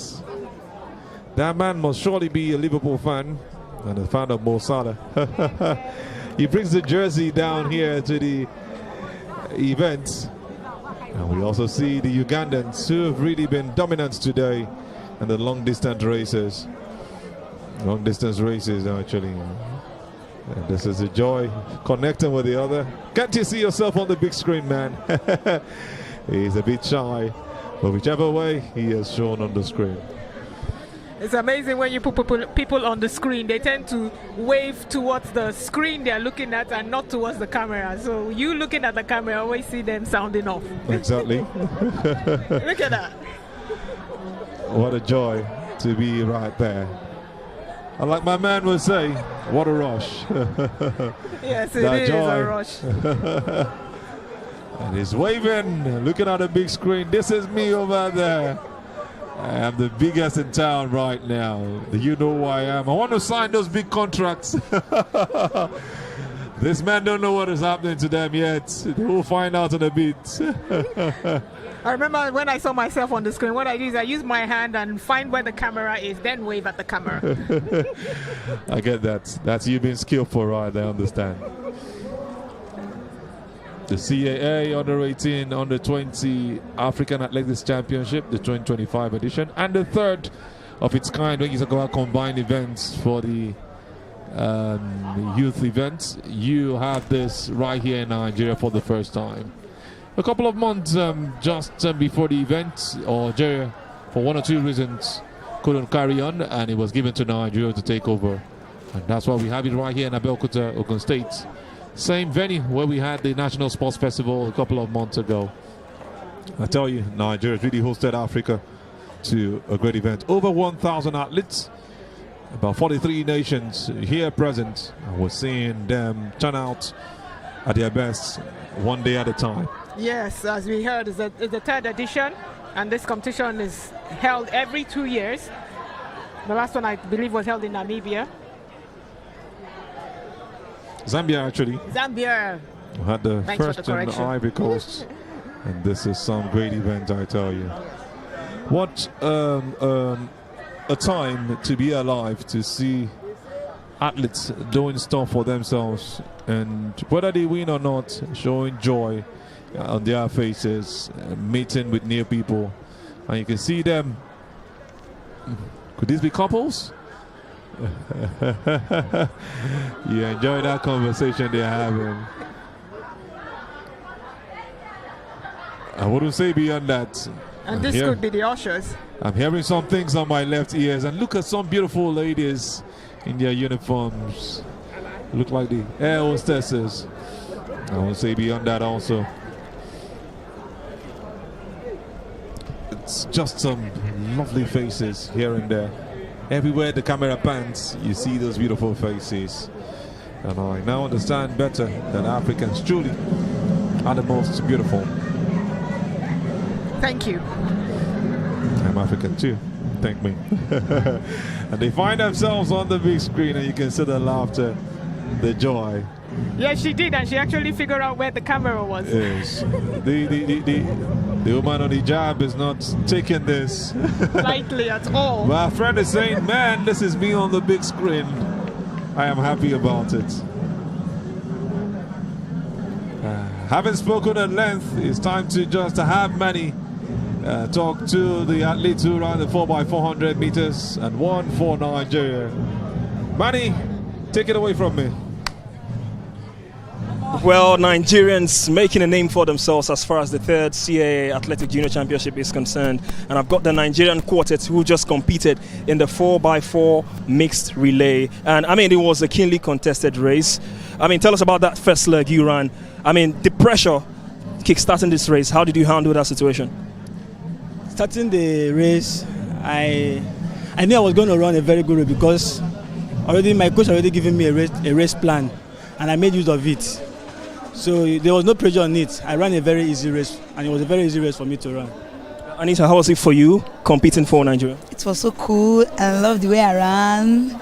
So there was no pressure. My coach told me that I'm going to do this, and I believe it. And I have the faith I'm going to do it. Well, I mean, you also participated in this race. First off, I like the bandana you had in here. Can you tell us about it? I can just say it's just my signature look, actually. Like, so something my brother used to do before he traveled. So I'm just like following his footsteps. Right, so how does it feel like, you know, coming out tops amongst the medal for Nigeria in this 4x4 mixed relay? Yeah, it feels really wonderful, and I'm grateful to God. All right, for you, Anita, if I'm not mistaken, Favor, I beg your pardon. So you ran that last leg. There was a trip in the end. Describe that situation for us. Well, coming to the second curve, I felt her on my side, and I felt she wanted to like trip me, but I have weights, and like my coach said, hold your ground really strong, and I was doing it for the team. I didn't want to run this hard. I just wanted to take it easy, but it was more than I expected it to be, and I brought it home for the team and the country. Well, thank you so much, guys, and congratulations and all the best in your respective careers. Well, the Nigerian quartet have just won the 4x4 mixed relays here we just witnessed at the MKO Abiola Sports Arena. We're still very much right here. We've got the medal presentation to come your way. Keep it locked. That was Favor, the last voice you heard, telling us that she had weight, and that kept her strong, and that was some beautiful performance we saw from the Nigerians. Congratulations to them. Straight up to the medal presentation we have right now ongoing. The medalists are already getting their medal. It's time for the anthem for the gold medals.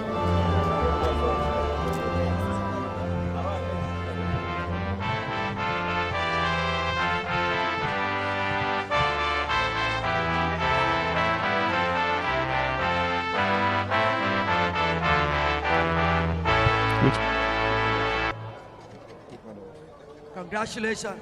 And that's Kenya winning another medal for themselves. And what a beautiful anthem we always see. Very short, precise, and congratulations to Kenya again. Yes, I believe that this is 100 meters.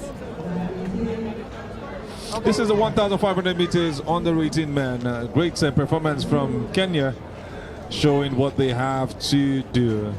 That's the young man Clinton, also going out there to pick up a medal for himself. And what a joy he has also shown. The Kenyans doing what they know how to do. We saw Clinton earlier, and now we're seeing another Kenyan doing it in the middle distance race, winning 1,500 meters. The Kenyans look like they've dominated today. Yes, it looks like. I want to say congratulations to them once again.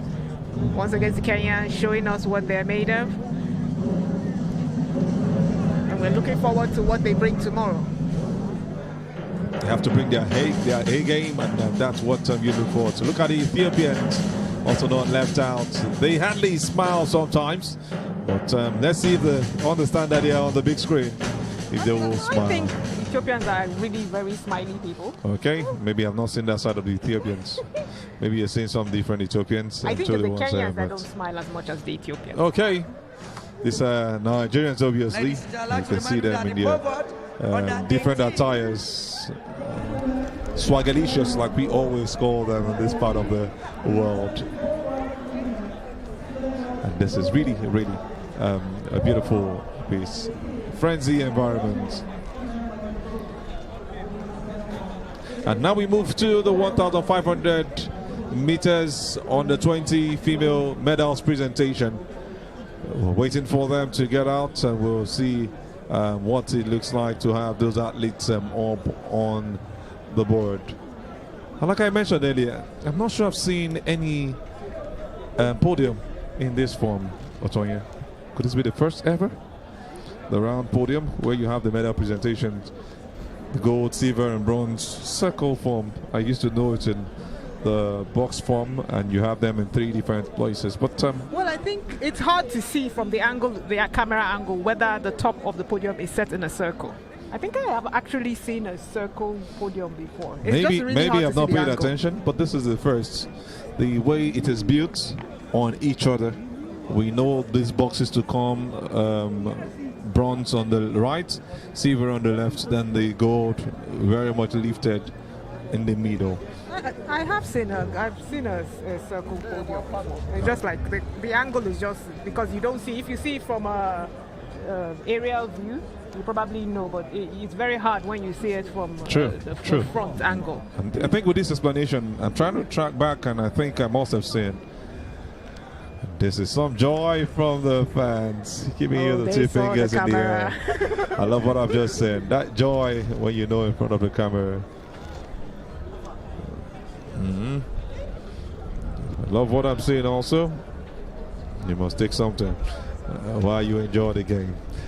This is some relaxed mood for these 2 people, most likely couples, and you see them also getting the handshakes. It's really an interesting event. Can we call this a couples game? The man is forming hot guy.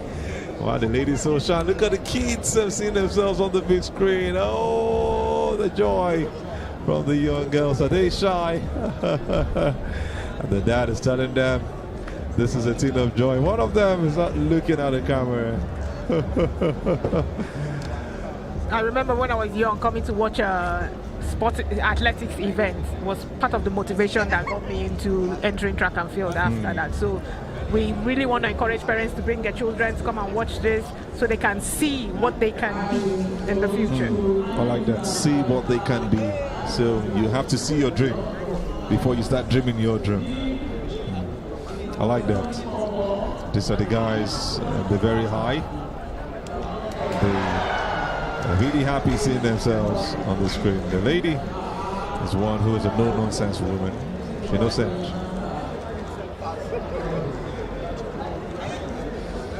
Back to the beautiful ladies again. It's joy from another set of the ladies in green. I think I'll meet them after this event. We have our ushers. But I just need. Properly dressed. I love I just need the gorgeous, design. yeah, the You know, gorgeous this look. kind of British, like if you're going to the Derby, kind of dressing. Exactly. When you say ushers, I will expect them to usher me into my car while I leave this event. Tonya is not saying a word. You're also very beautiful woman. You said everything. Okay, no problems. The view, they see themselves and look at the joy, the smile. Calm guys, they don't make money. I had to say that in Pidgin. If you don't understand what I said, they have paid money. That's what he meant.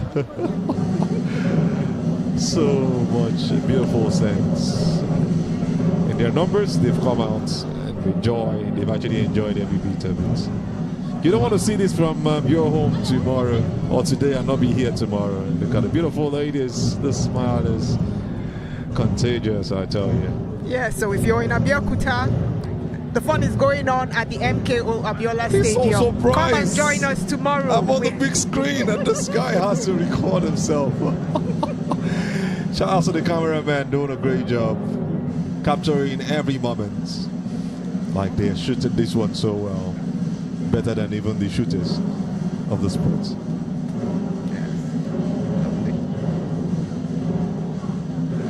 Getting ready for another medal presentation.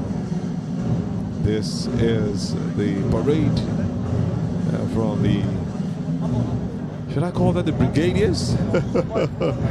Playing the drums, and you enjoy the fanfare as they get ready or usher them with those drums and the trumpets to the ground. And we see the ushers dressed in, I believe that's a traditional maiden, like a typical Yoruba maiden attire.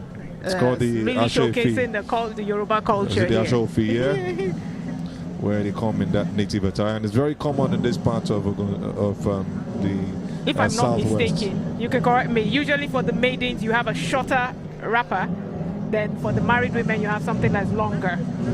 Oh, I think you are correct, but I've never taken notes. I grew up in the In my southwest. village, they kind of do it like that also. There's also I think you're correct. I think you're very correct. Telling you TD markets, you know. Don't mind me, I have to bring some of those languages in just to show you that you listen to Nigerian commentators. But we've got our bronze, silver, and gold medalists for this event. And we'll have the bronze being introduced.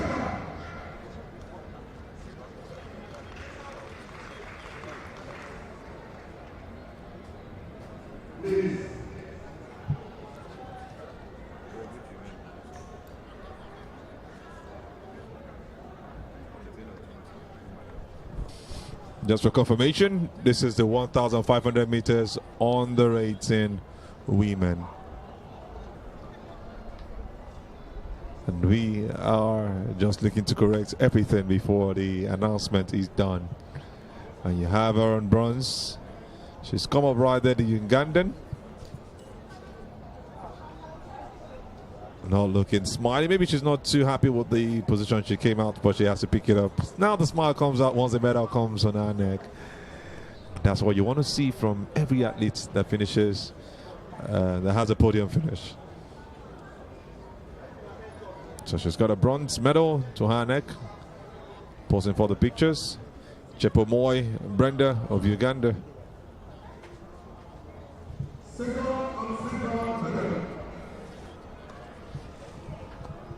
Representing Kenya, Sheila Shepkeno. And that's the silver medalist walking up right there, getting ready to pick up a medal from Kenya.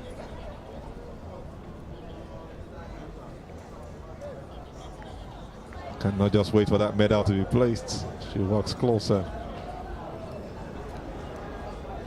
She gets the medal. Just like that part on the side. She also gets a bouquet. Not much smiles from the young athlete. from Kenya. 1,500 meter women. Representing Uganda, Shekeri Nancy. This is Nancy coming up there to pick up our gold medal with all smiles, also from Uganda. So it's Uganda, Kenya, Uganda in this 1,500 meters event that we saw earlier today. What a thing of joy, all smiles from our face. She can just wait for this to come on her neck and it to be truly a reality. A great event with so much technique also. Tonya, they are joyous that this is happening for them. She also gets a bouquet. It is a thing of joy once you stand in the podium, but the thing is, after you've won here, it's back to the drawing board for what's next. No rest. You cannot. A victory is not a one-off thing. If not, you become one they said he was. You want to continually do it, and this is the Ugandan national anthem.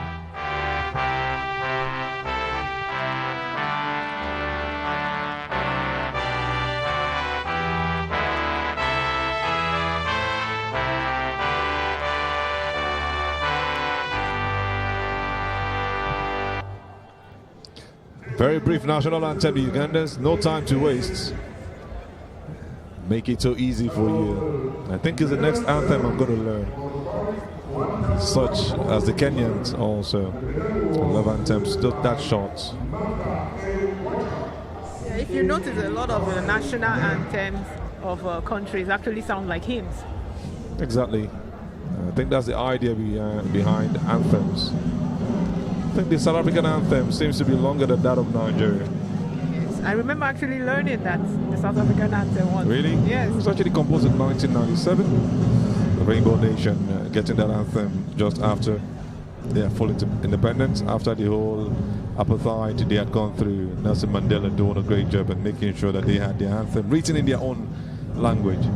I think I need to say I tried to learn it, so at least I know the lyric, the sound, how it sounds, the beat of the anthem. That's one thing that always want to learn. Yes. New things, and I tell you. Yes, you really cannot help but admire the presenters, the ushers of the medal with their attire. I really need to give it up to whoever really came up with that idea. I'm so They're sure. really showcasing. We're in Abeokuta, which happens to be a Yoruba land, and we're really showcasing the culture of this place. And that's the idea. You go to South Africa, you always see their culture one way or the other. You go to Kenya, you see their culture. You go to Zimbabwe, you see their culture. You come to Ghana, you see their culture. And that's what Nigeria is trying to do right here. Abeokuta actually, precisely. And you know, Nigeria is a nation of a mixed culture. This is what Abeokuta is known for. The Ashoefi and also the Adire, which is what we saw a lot of in the at the National Sports Festival. But this is really rich. And one attire I would love to also have. Yes, I think this should be probably an attire to the next Olympics, because you know in the Olympics they actually give an award to the best dressed country. Exactly. So you know, and it's easy for Nigeria to win this because we've got them aplenty. It's just for us to make a decision on which we want to put. Nigeria's got the real natives, and you talk about the Akwoche for the southeasterners, the Igbos. You talk about the Anyoma and the George for the southwesterners, the Deltans, the River State people. You talk about the Adire for the Ogun State people and other parts of the southwest. You also mentioned the Ashoefi, like you mentioned. It's also called the Ashoeke. And while we talk about that, let's quickly switch them to where Nigeria had a clean sweep of the under-18 100 meters final. It's time for them to pick up their medals, and it's really a thing of joy for gold, silver, and bronze. This time around, gold, silver, and bronze I have. Yes. Good one, Paul. Unlike what Peter said, silver or gold I have not. This time around, Nigeria's got all three. Oh, I failed my Bible studies. It was Peter. Okay. Peter and Paul. Whichever way, we're good to go. And you have your bronze medalists coming up there to pick up bronze with all smiles on her face. What a thing of joy you can see right there. She cannot hide the joy. Really, really glad to be receiving this medal.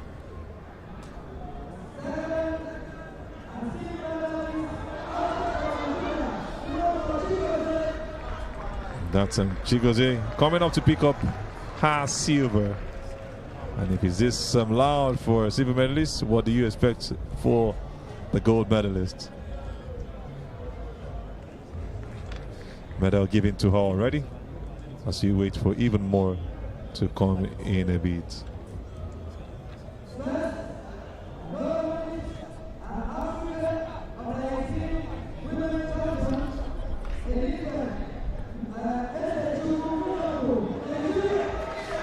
This is Elizabeth coming up there to pick up a gold medal. What a joy. She is really happy doing this. She so surely maybe never saw this coming. It was a competition. Training with all the other girls and coming out tops, picking up a bouquet. The smile is really, really one that gives you joy. It takes that sorrow away from you. Congratulations to the Nigerian athletes on their great job.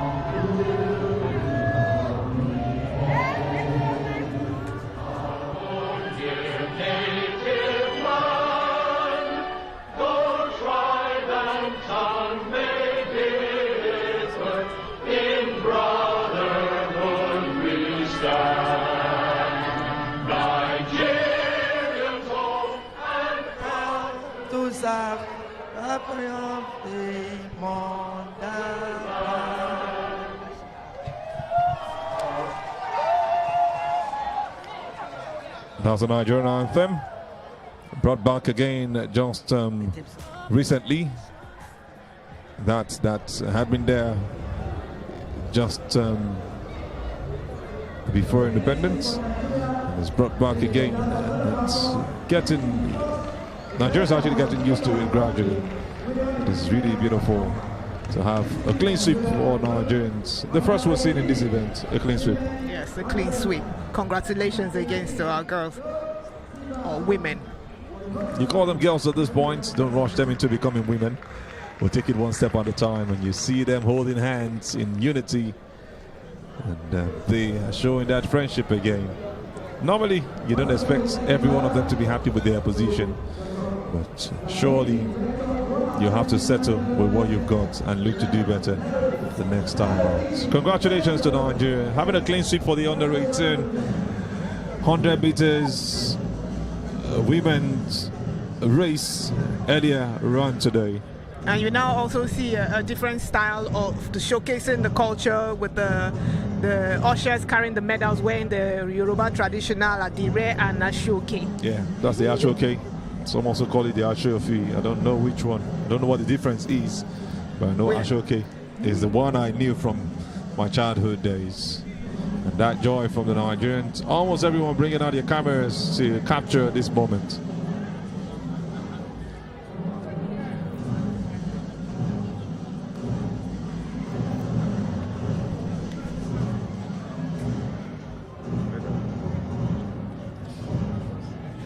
Next up, we have the 10,000 meters on the 20s male medals presentation coming up in a bit. While we wait for that, we also enjoy this view. And I tell you, this event has really lived up to expectations, or maybe beyond expectation. You must give kudos to the DG of the Athletics Federation of Nigeria, Honorable Bukola Olopade, and also the chairman for the great job and well done, Honorable Tonobok Okoa. These guys got the message the shortest possible time and took advantage of the fact that the National Sports Festival just happened right there, having delivered some very massive opening and closing ceremony, and also the event proper. They felt, okay, there are little places we have to grow, and I think they've made some of those amends in this event that we are currently having at this point in time. Yes, we really want to thank the Honorable Bukola Olopade for his, and to quote him, his pathological enthusiasm when it comes to sports in Nigeria. He has really grown sports and the business of sports in Nigeria. now paving the way for the growth of sports, not just track and field, not just road running, but every other sport in Nigeria. And we really want to give him that. There's nobody that would fault him in that. It's really done a great job. It's been there from for over 2 decades now. Been having that name around athletics in Nigeria. And give it also to the president,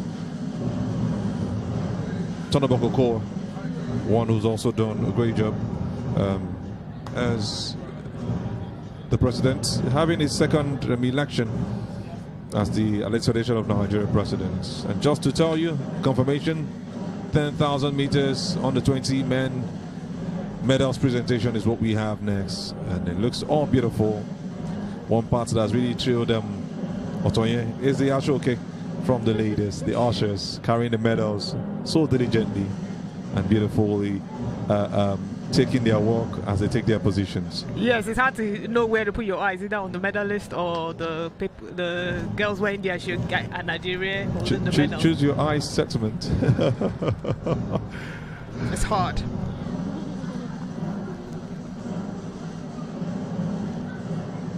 So we've got them, 3 of them waiting to pick up their medals.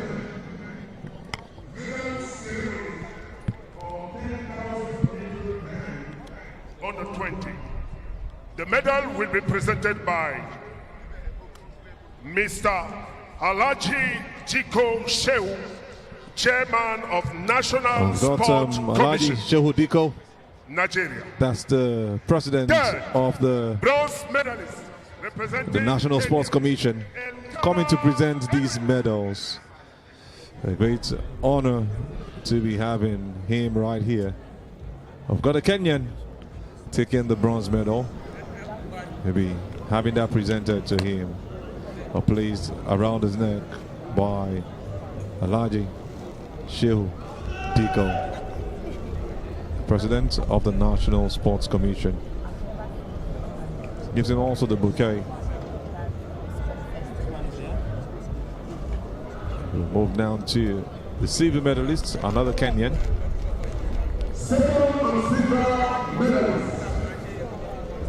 Representing Kenya, Ronald Kipgwesh Getish. That's the man picking up a silver medal, Ronald. Thing of joy for him, walks up right there. Obviously shows that he's gone through lots of rigorous trainings. This is a reward, getting that medal from the National Sports Commission Chairman, Alaji Shehu Diko. Then one man comes as a gold medalist, finishing ahead of the 2 Kenyans. We talk about the Ugandans and what they've been able to do. And that's the man for the first position. Representing Uganda, Shero Samuel Simba. That's him raising his hands to the air, showing his joy. Little smiles for the gold medalist, the Ugandan, against all odds.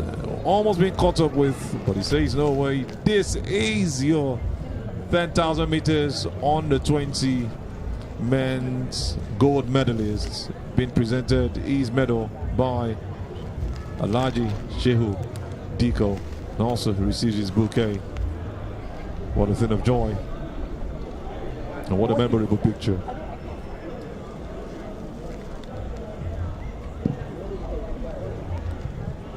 Ladies and gentlemen, please rise for the national anthem of Uganda.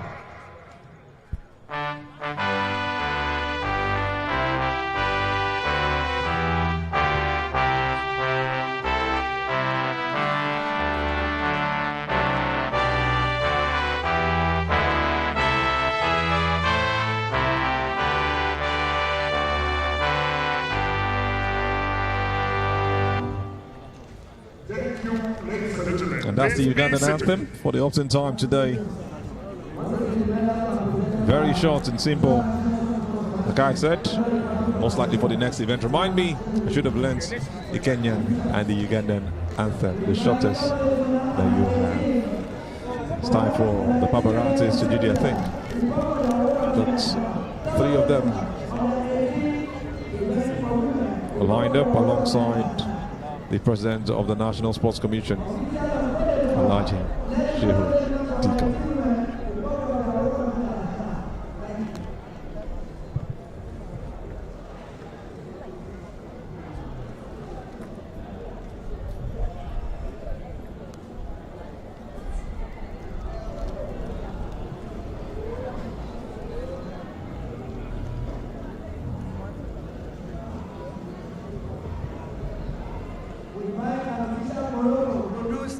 And Côte d'Ivoire produce winners in under 18.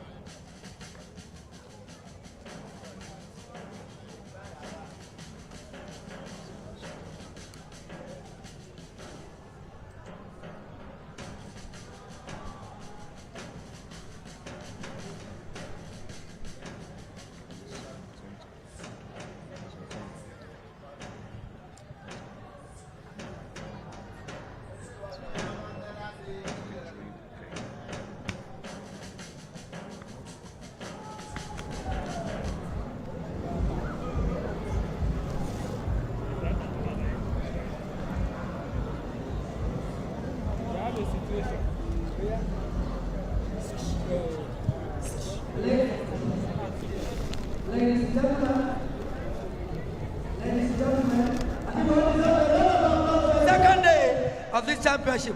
We appreciate all of us for the successful program. We go to. Thank you very much for being part of success story the second day of this championship.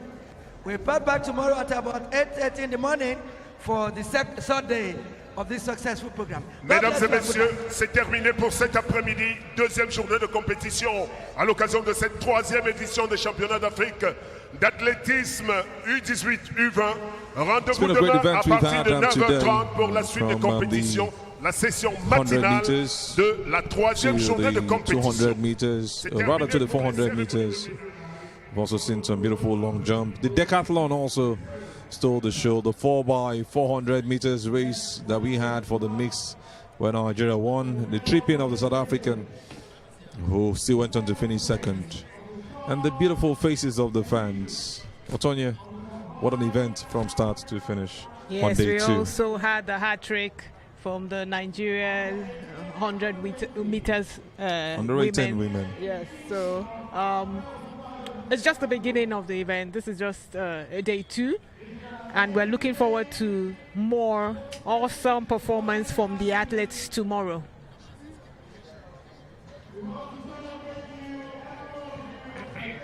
I tell you, this is some event that has really shown the best of it. Look at the fans not giving up at any point. Otonya, tomorrow, what are you looking forward to? I'm looking for more go-getters, more push, more struggle, even more falls, just to show me that you are trying to get there first. Like you said, the good, the bad, and the ugly of track and field, we would like to see it. I tell you, it's something really, really beautiful we have seen today. There is still more to come. We've still got day 3, which is Friday, day 4, which is Saturday, and day 5, which is Sunday. We'll be having the grand finale. It's really looking beautiful and interesting right here. From the ushers to the fans to the athletes to the spectators. And this lady's smile is just one that gives you joy. She's really happy doing her thing. And it's all peace around Abeokuta, right here in Ogun State. So much joy. The kids are also not left out, eating their different meals, popcorns and the likes. Look at our laughter I want to have a baby girl in no time. Toya, I know you're leaving me out of this, but it's going to happen soon. Okay, I see where you're coming from, because we usually have the females. We usually have the females winning the most medals in most championships. So you're looking for a girl first. Wow, I see your strategy. I see your Flesh strategy. and blood did not reveal this to you, Tonya. But it's all good. I love what we've seen here today, and I must say thanks to all the 40+ African nations right here, and the 1,000+ athletes also that have come down here to participate in this the CAA Under-18, Under-20 Africa Athletics Championships. So many talents have shown up, and whether you want it or not, we are happy to have seen you also being present here. That's the beautiful thing. From Kenya to Ethiopia to Botswana to Eritrea to Eswatini, which is also Swaziland, all of these nations put together. How many can I mention? Ghana, South Africa, the lead nation as at yesterday. And then to even Nigeria, we say thank you to every nation. Also say namaste in some other language. Which other language can we say thank you? So we have Portuguese-speaking Africans, we have Spanish-speaking Africans, we have French-speaking Africans, we have English-speaking Africans, we have Arabic-speaking Africans. I thought you would have one or two languages where you can say thank you. Thank exactly. you. Arabic. We have Nyesi. We have Obrigado for the Portuguese-speaking. How do the French say thank you? We have I've forgotten my Spanish thank you. Hi. I should know that for the French. I it's should so know easy. that. Spanish is actually my favorite of the languages. Oh, wow. We'll get there. I will remember soon. But I know that for the French, and I'm wondering why I am forgetting. It's really a shame for me at this point in time, after spending so much money learning French. And I used to train in Spain, so... Well, we'll say thank you once again to everyone who has been a part of this from start. The athletes who have made this event a gracious one, and the families that have brought themselves down here. We can all say thank you enough. Gracias is what the Spanish call thank you. And I had to remember that as quickly as possible. I can't believe I forgot. You had to, because I had to remember for you. So guys, it's been really, really a lovely event. An event that has seen medals upon medals. Just to remind you, South Africa won the first event in 2019 when we started this combined under-18 and under-20. They also won the second event in 2023 when Nigeria finished behind. Nigeria finished third in the first event, and this time around they are looking to do it again in Nigeria. Can they make it happen? They came here with 70 athletes. Nigeria has about 110 athletes altogether. So numbers might just count for Nigeria, but like the South African official said, we don't just bring every athlete, we pick the best of them, we put them through the trainings, and anyone who stands out are the ones we take down to events. And it's really, really a great thing. Merci is what we have to also tell you as thank you for the French speaking nations. We must say congratulations to all those who have won medals today. So it's just a great event. It's time for us to say our final goodbyes. And I must say that to one who has been with me from start until this point. It has to be Otonye Iworima, the great woman who's a Commonwealth Games silver medalist, who has also won 2 medals at the All-Africa Games, also won 2 African Championship bronzes. She's also the first Nigerian to jump over 14 meters in the triple jump. Thank you so much, Otonye, for doing this with me. My name remains Azubuike Oniche, your host for today. I'll be here with you tomorrow, day 3. God bless you. Have a great night rest.